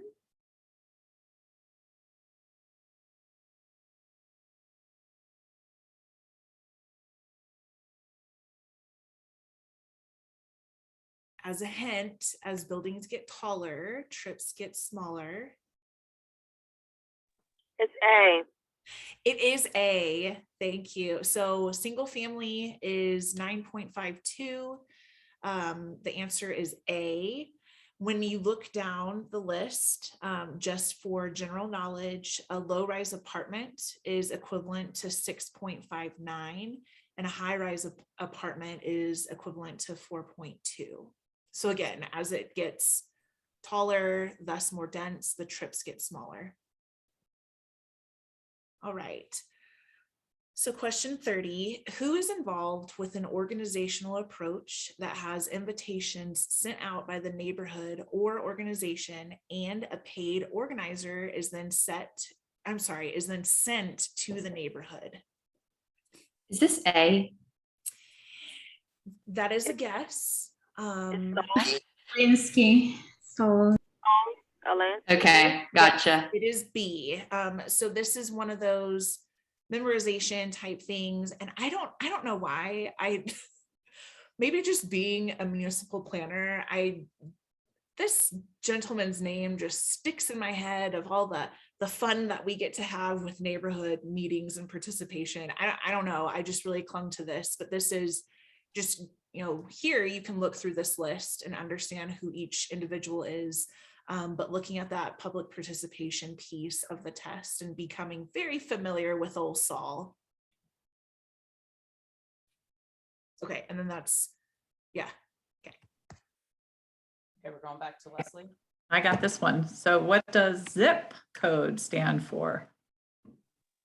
A, Zone Improvement Plan Code. Very good. What makes you say that? I don't know. I just I just heard it before once. So I was like, it got to be that, right? Yeah, this one's tricky, and I actually tried to look into it a little bit because I wasn't very familiar with this concept, and I think this is a memorization one, but the zip code process turned 50 in 2013, I found in that research, which was kind of interesting.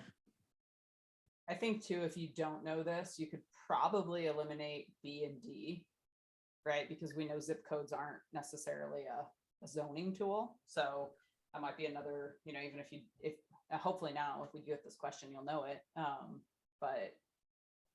And yes, agree. It's a tricky use of the word plan versus planning, because it's like, oh, it could be these. Or zone versus zoning. Mm-hmm. Yeah. Okay. Okay, this is a kind of a longer scenario question. I'll read this part and then let you read the answers. So you're the village planner scheduled to attend a plan commission meeting to provide a staff recommendation on a PC case number 4-32. Prior to the meeting, you receive a phone call from a friend and colleague who's a planner in the nearby community. She tells you that she has some dirt on the petitioner scheduled to present PC case number. She says you won't believe your ears and that although this information is confidential, you have to hear it. You are afraid that this could impact your staff recommendation. What should you do? And these are your choices. Which one is the best answer here? D. Take D as in dog. Yeah, whoever said D. You want to say more about that? Yeah, that was me. So you want the public interest to be in your, like, that's what's most important. And there are processes that are established for you to receive that information. And since it is a staff member at a partner organization or an agency that's located nearby, if they have anything specifically that they want to provide specific feedback on, they can do that in a letter that you can provide in a packet for the public meeting before the plan commission, or you can have them speak at the meeting. And since there's no letter option, D would be the most appropriate. Right. And that's going to be the most transparent way to share that information too. Yep. Okay, on this one, an environmental impact statement can be defined as which of the following?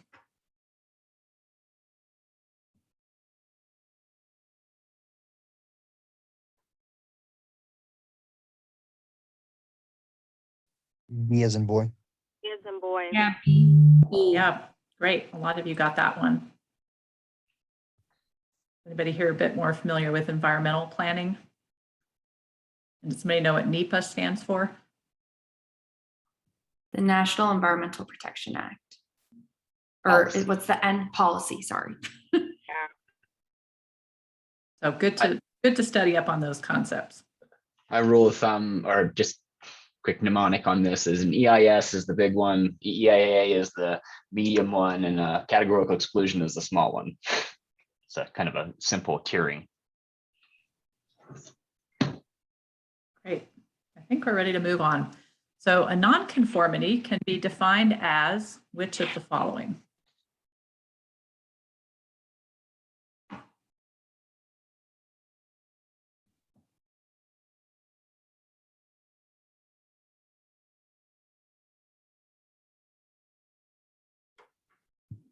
Is it C? It is. So the uses and structures that existed prior to the zoning ordinances. So they may not be consistent with what it says now, but they were established prior to the time that it was put in effect. Anybody have any questions about that one? All right. The polycentric concept can be described as which of the following?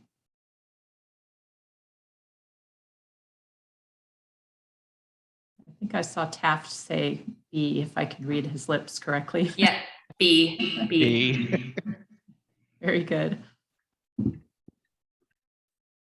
And that was a kind of a history of planning concept theory question. Okay, go ahead. Okay, next question. Advantages of subdivision regulations include which of the following?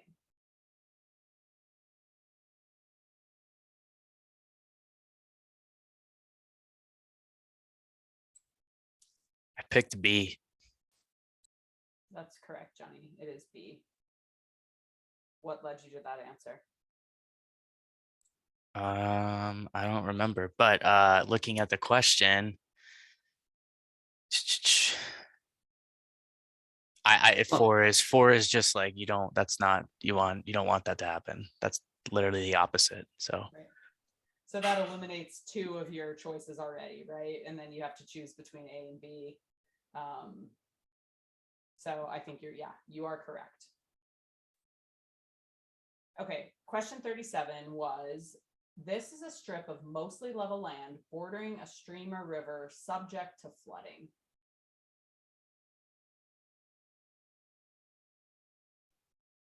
A. A, floodplain. Good job. I don't think that one really warrants discussion. I think we feel pretty confident about that. Okay. The policy Delphi method can be defined as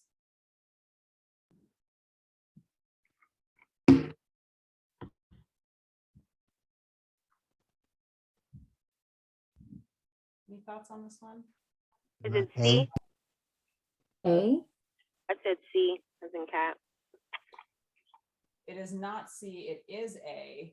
I'm not sure who said A. It looks like Steph had that and maybe someone on mic. So policy Delphi is successive rounds of argument and counter argument that work towards a consensus. So that is the correct answer.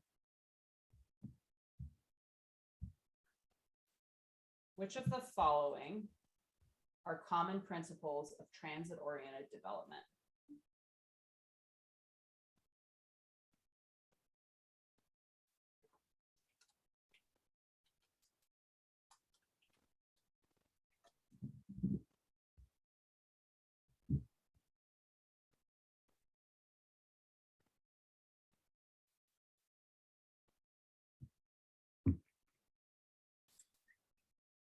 So this is one of the trickier multiple choice. Is it B? It is not B. C. Yeah, sorry, I missed that one. Yes.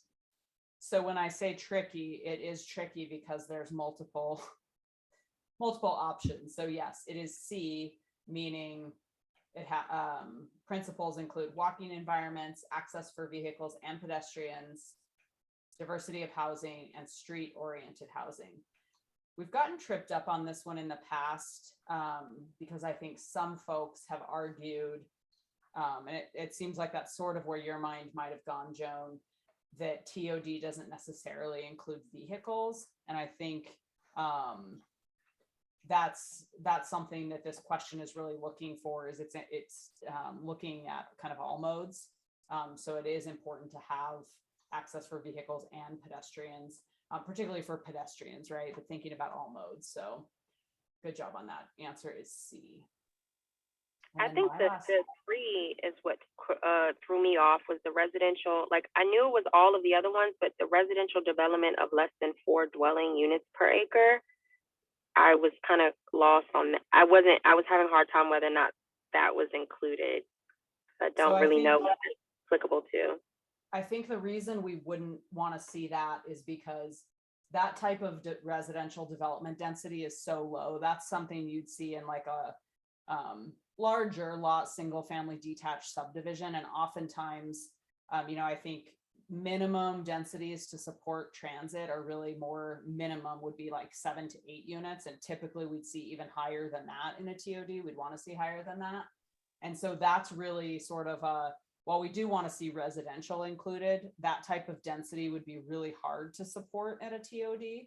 And that's why we wouldn't necessarily want to choose B, because it's that's sort of a little bit of a red herring in there. It's just too low density that you wouldn't necessarily see in a TOD. Okay, thank you for the clarity. Yep. That was really helpful. Thank you. Okay, so this is my last question before I'm gonna turn it over to Morgan. I'm not gonna go ahead after this.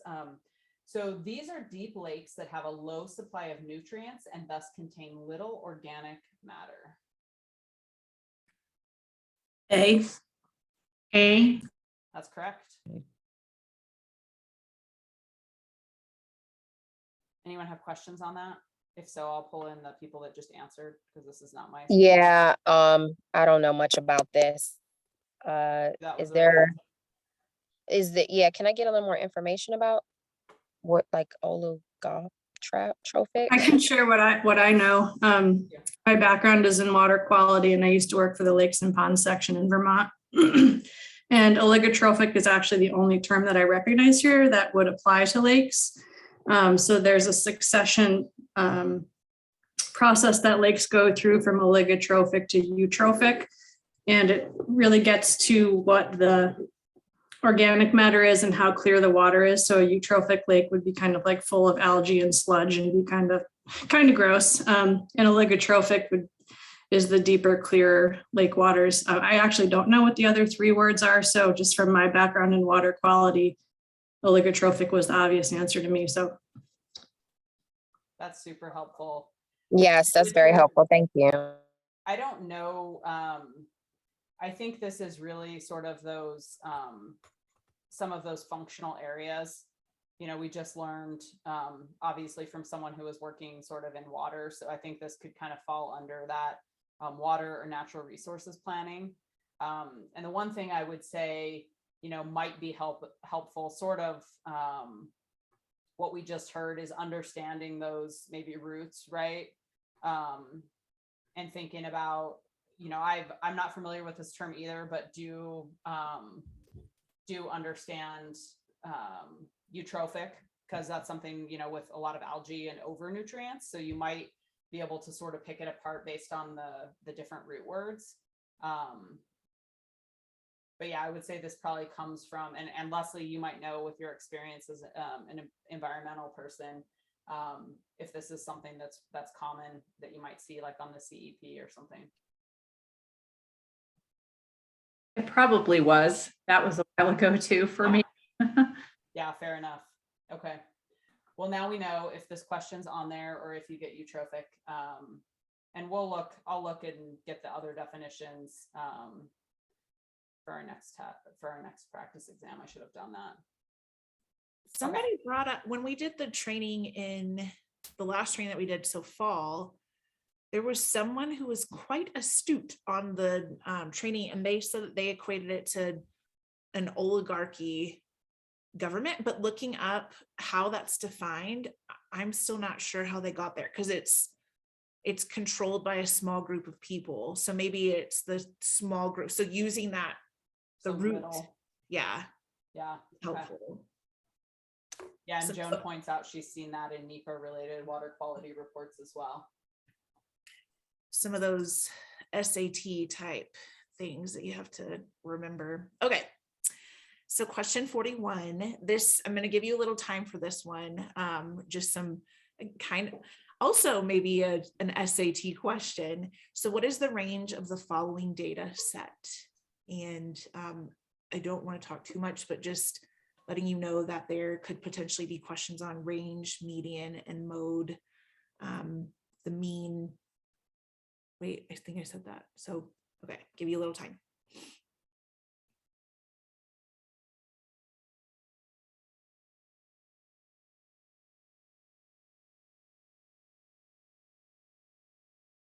And whenever you're ready, just throw out an answer.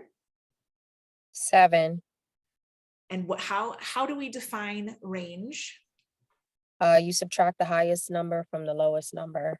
Yes, absolutely.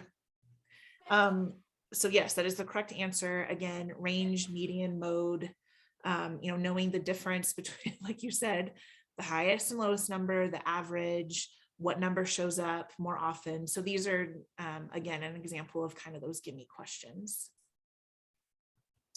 Okay. Question 42. This can be described as a device to provide flexibility within the zoning ordinance. A.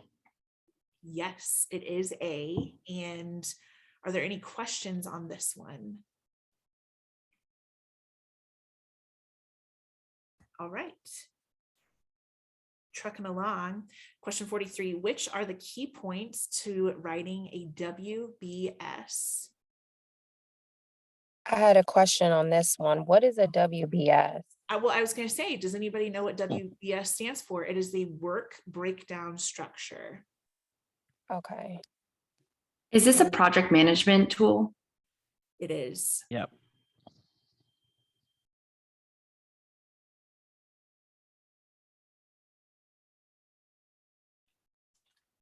So any ideas on this one? I guess D. And you guessed correctly. Yes. So the work breakdown structure would apply to all of these. It is for project management, making yourself an outline before working on, kicking things off, but you can also do it during the process. So keeping these 4 things in mind as you work through. All right. Question 44. This type of land use can be described as being allowed by right. C. C, yes, permitted use. So a conditional use, of course, there are some things that may be a little different based on where you work, but typically a conditional use is something that could be permitted, but there are additional parameters put on it. Maybe it needs to go to an additional review body in addition to administrative review. Accessory use, typically those types of things that you have a primary use on the property and something that is accessory, so it's dependent on that larger use. Permitted use, again, is the answer, and so that's something that is allowed by right. And a temporary use, as the name implies, that is something that is permitted, but only for a defined amount of time. In question 45, which of the following can be described by the term earned value?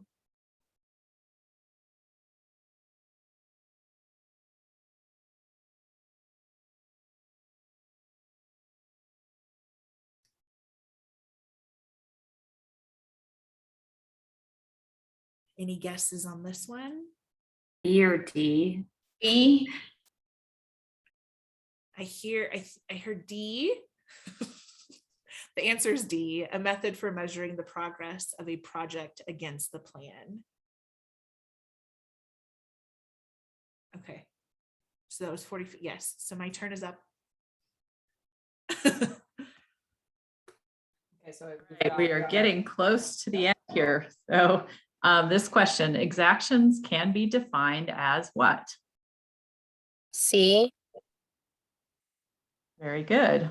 The subdivider's financial responsibilities for public improvement associated with the development. Does anybody have any questions about that? And this is probably another good one to sort of know the definition. It might help you in some of the legal cases, because I know there's been a number of cases around exactions. So that's another good one to think about. Can you explain why this one is C?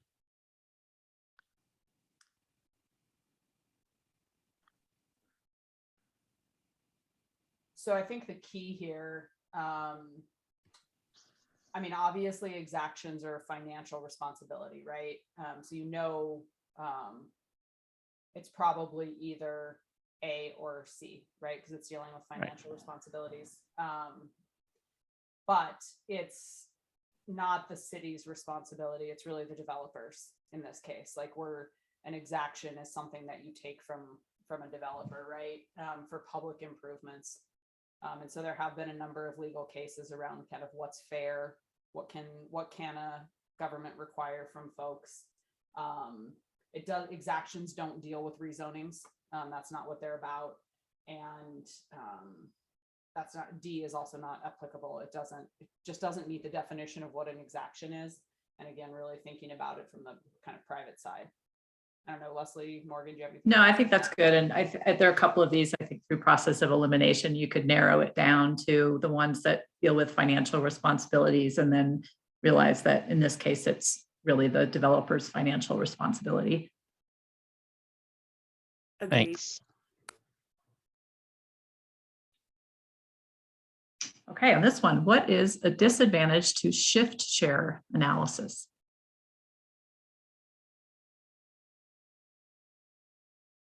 A. That is correct. You want to say a little bit more about that? I believe that from my limited knowledge on this, the purpose of it is to look at, I don't know, B and C sounded like that's what it would do. I forget which thing does what. And also D, and I just knew in my stats class, which I didn't pay much attention to, that A was one of the things that they said is a weakness of one of these analyses we did. So gonna have to try harder on that one, but that was my logic. And I show that the, a definition of shift share analysis is that it evaluates the strengths and weaknesses of a specific region's industries, and it shows how well the mix of industries are performing and how well the region's individual industries are performing. It looks at components of regional employment growth and national growth, industry mix, and competitiveness between periods of times. So it wouldn't be looking at, as you said, A.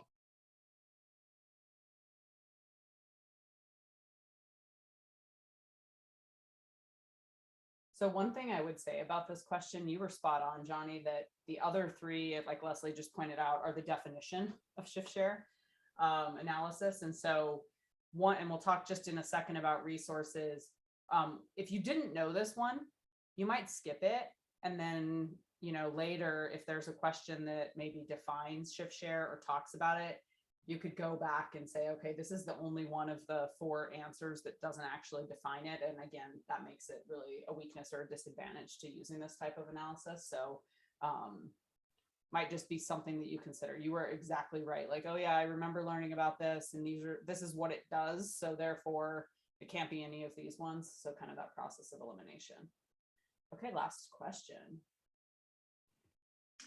Hey, transfer of development rights, TDRs, do which of the following?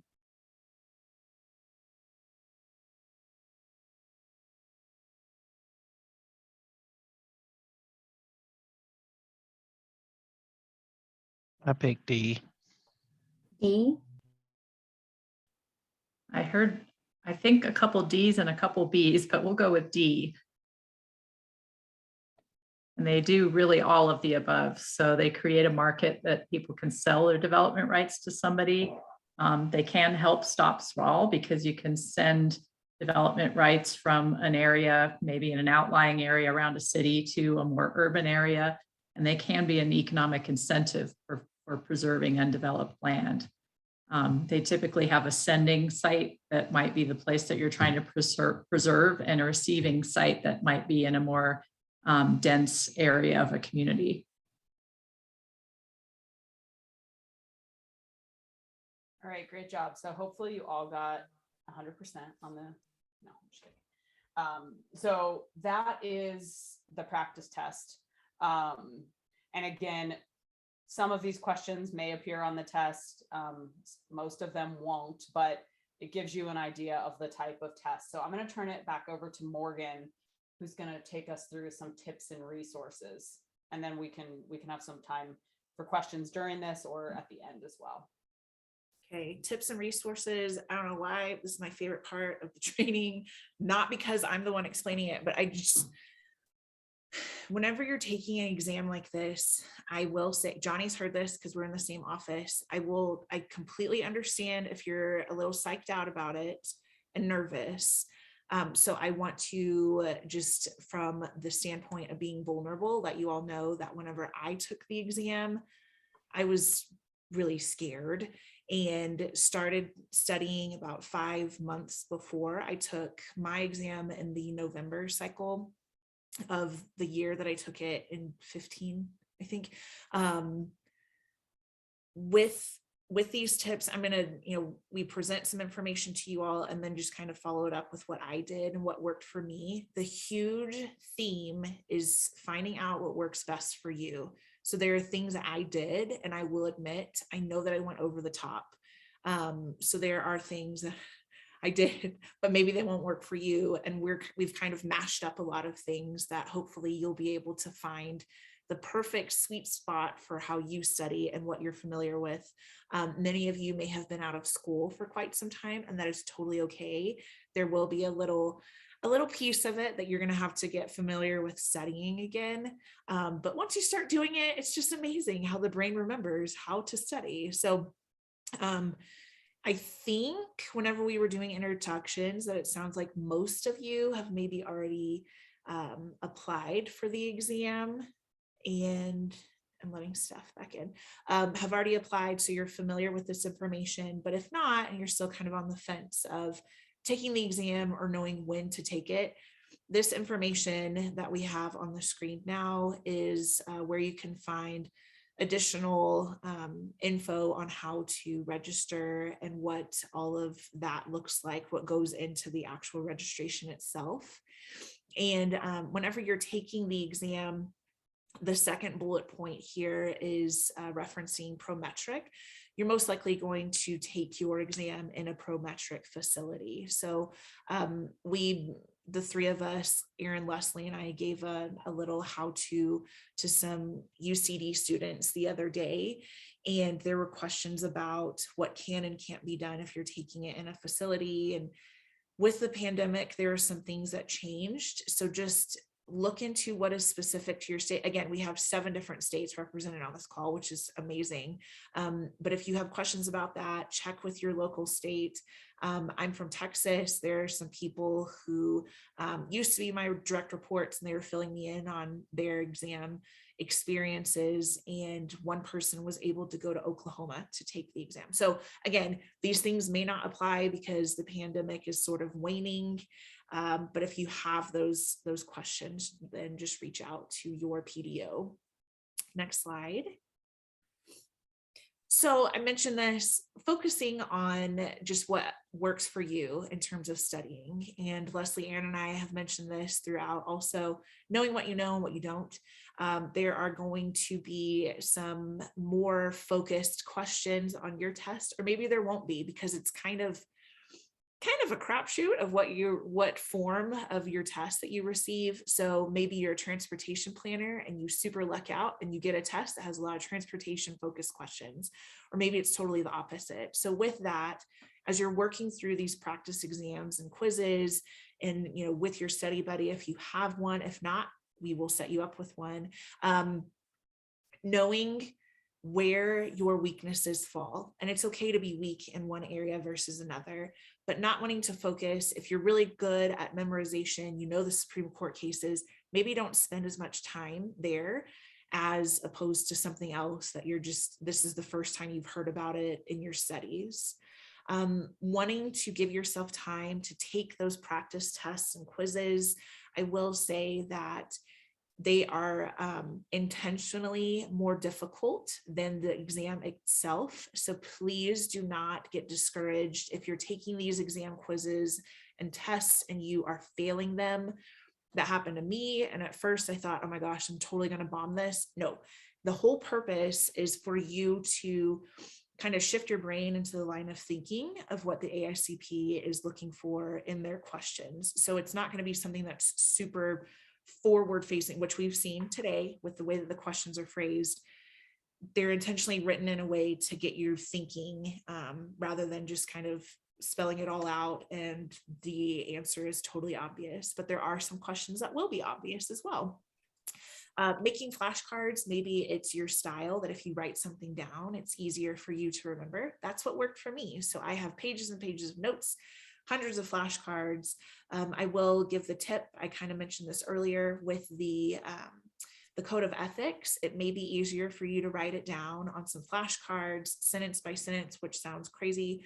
And I should have grabbed it. I usually show this in the other room. I have the fat stack of the code of ethics with a ring on it that I just flipped through and memorized it that way. And finding a study group. So again, super exciting that we have so many states on this call. If there is someone that you want to get paired up with, share your information in the chat. Out of the corner of my eye, I see that it's kind of running. So maybe that's what you're already doing now, but we do have people within Colorado. I can say from my office, there's about 10 people that are looking to take the exam this year. And so if you just want to maybe make a new planning friend in Colorado, I can help pair you up with someone as well. Okay, next slide. More tips. Again, going through those practice tests and exams, don't memorize the questions. The way that they're framed is to get you thinking so you're familiar with how it's going to be formatted. But there are some of those gimme questions where, who's the father of planning? Who wrote this book? What year did this happen? Obviously, those are things that you would memorize and retain it for the test. And then once you're done, you can let it go if that's what you want to do.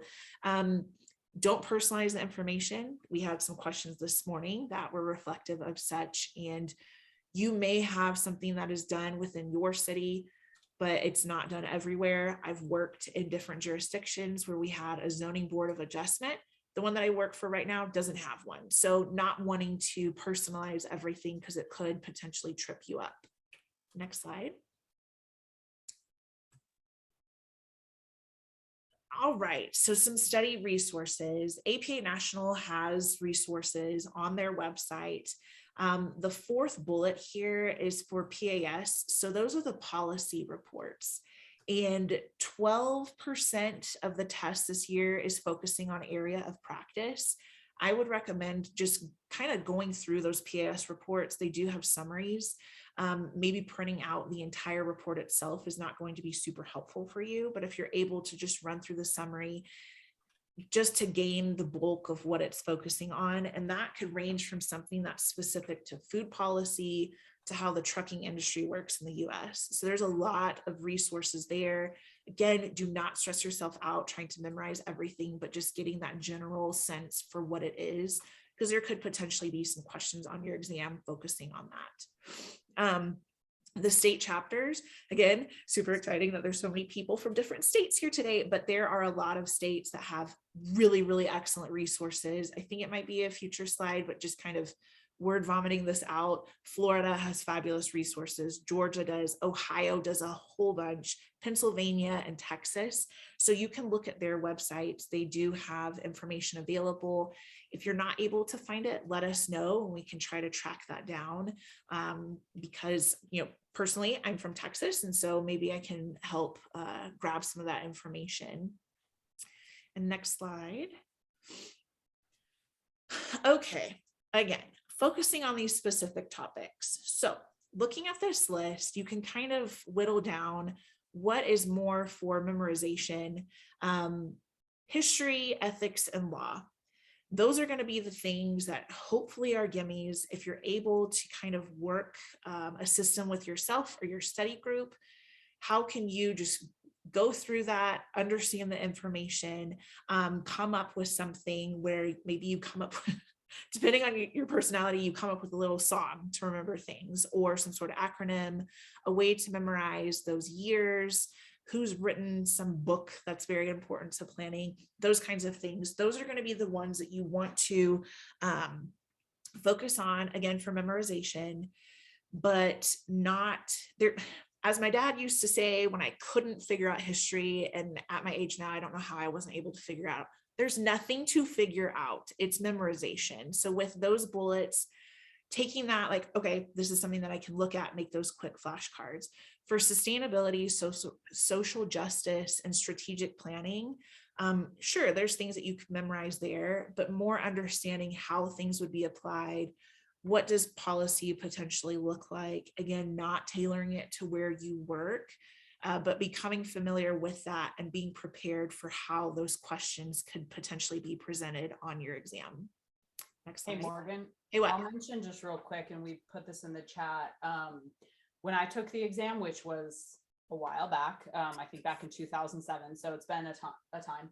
I put together some Word docs that helped me create flashcards. Okay. And I have those up on our APA Colorado under study materials. So if you scroll all the way down to the bottom of this page, I just put a link in the chat, you'll see some Word docs. So I think there's like cases, history, and terms or something. You can use those. I put them together based on a number of different resources. And for me, again, it was helpful to make flashcards with those. Just the caveat I will say is I took the exam in 2007. I haven't gone back and updated that.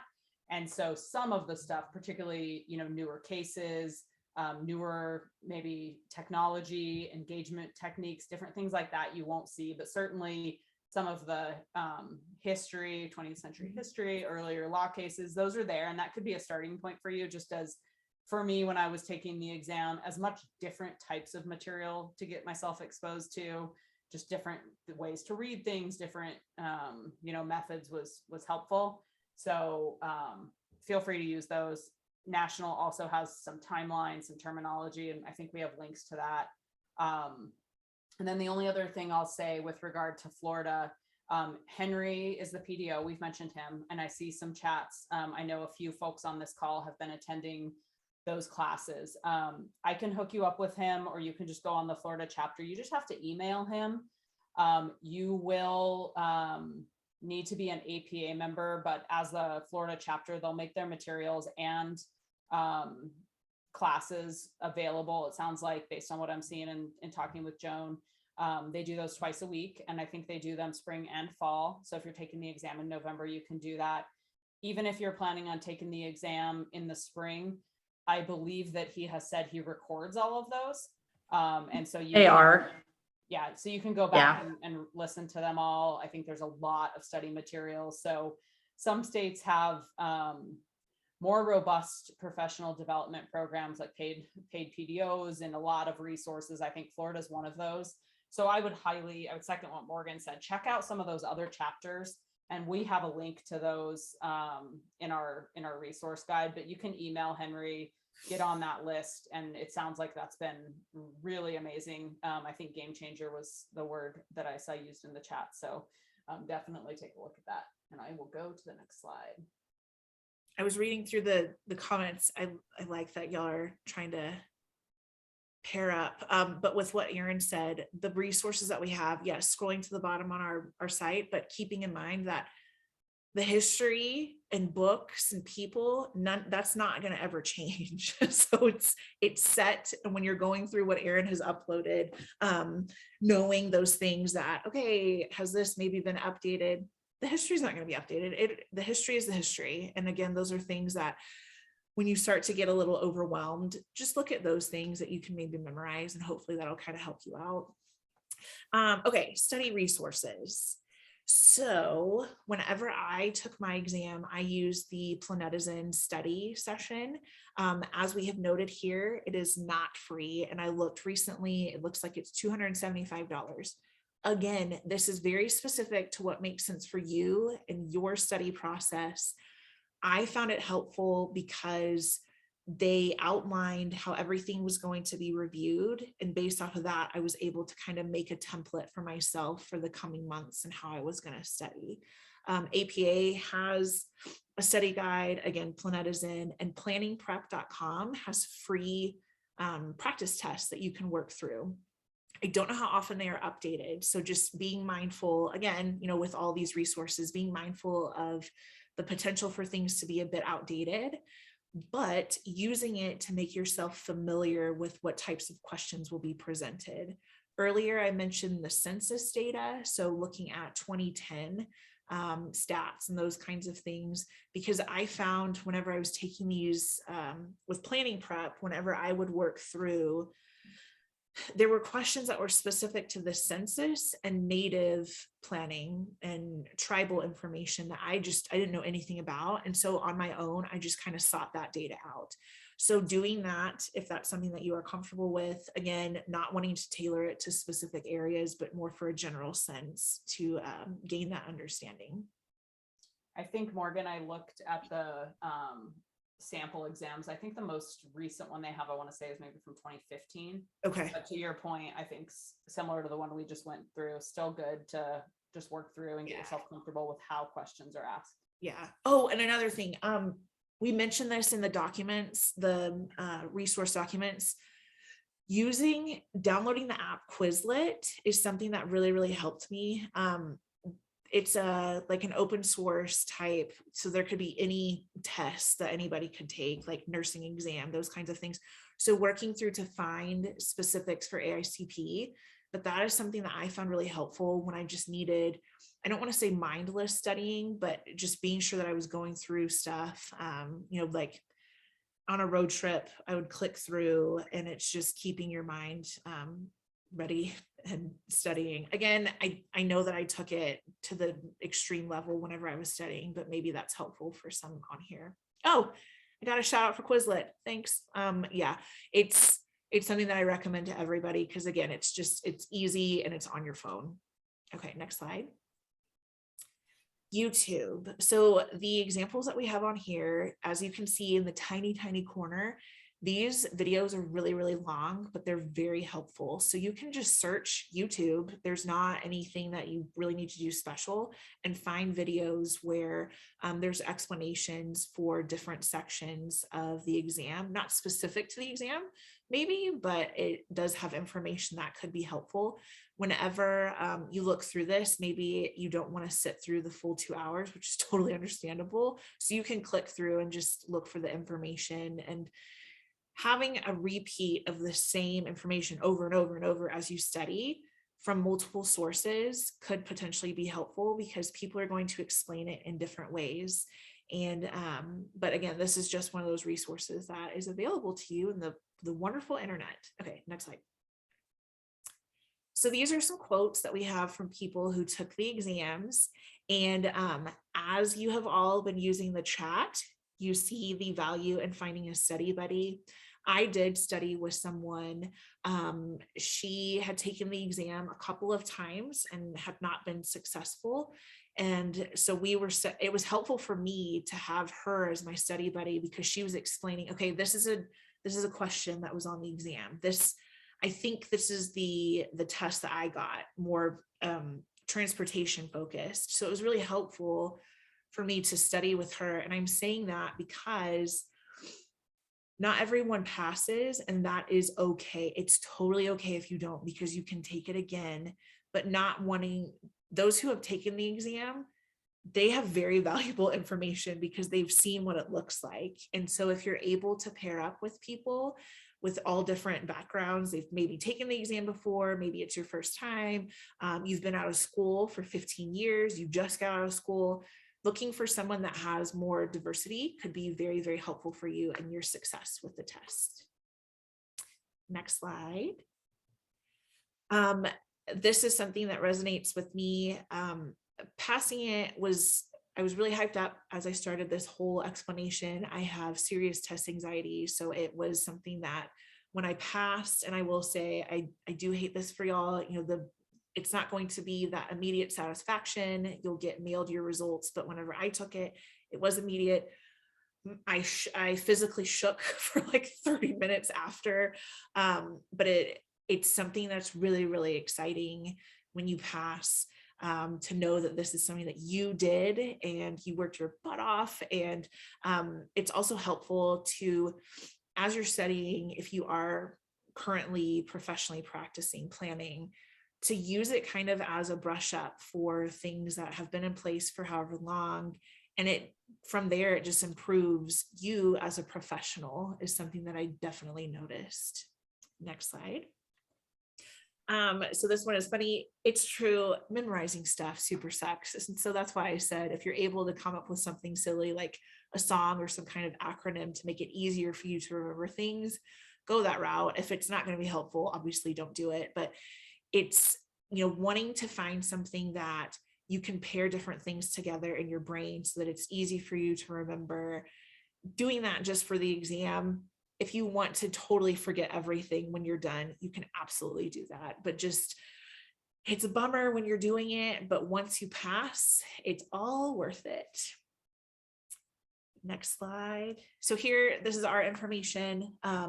you can reach out to us with any questions. The three of us focus a lot on long-range planning and policy type things, but and saying that because if you just have general questions about planning separate and apart from the exam, you can absolutely reach out to us if we can be of service or help get you in contact with someone who focuses on specific types of planning. We are more than happy to do so.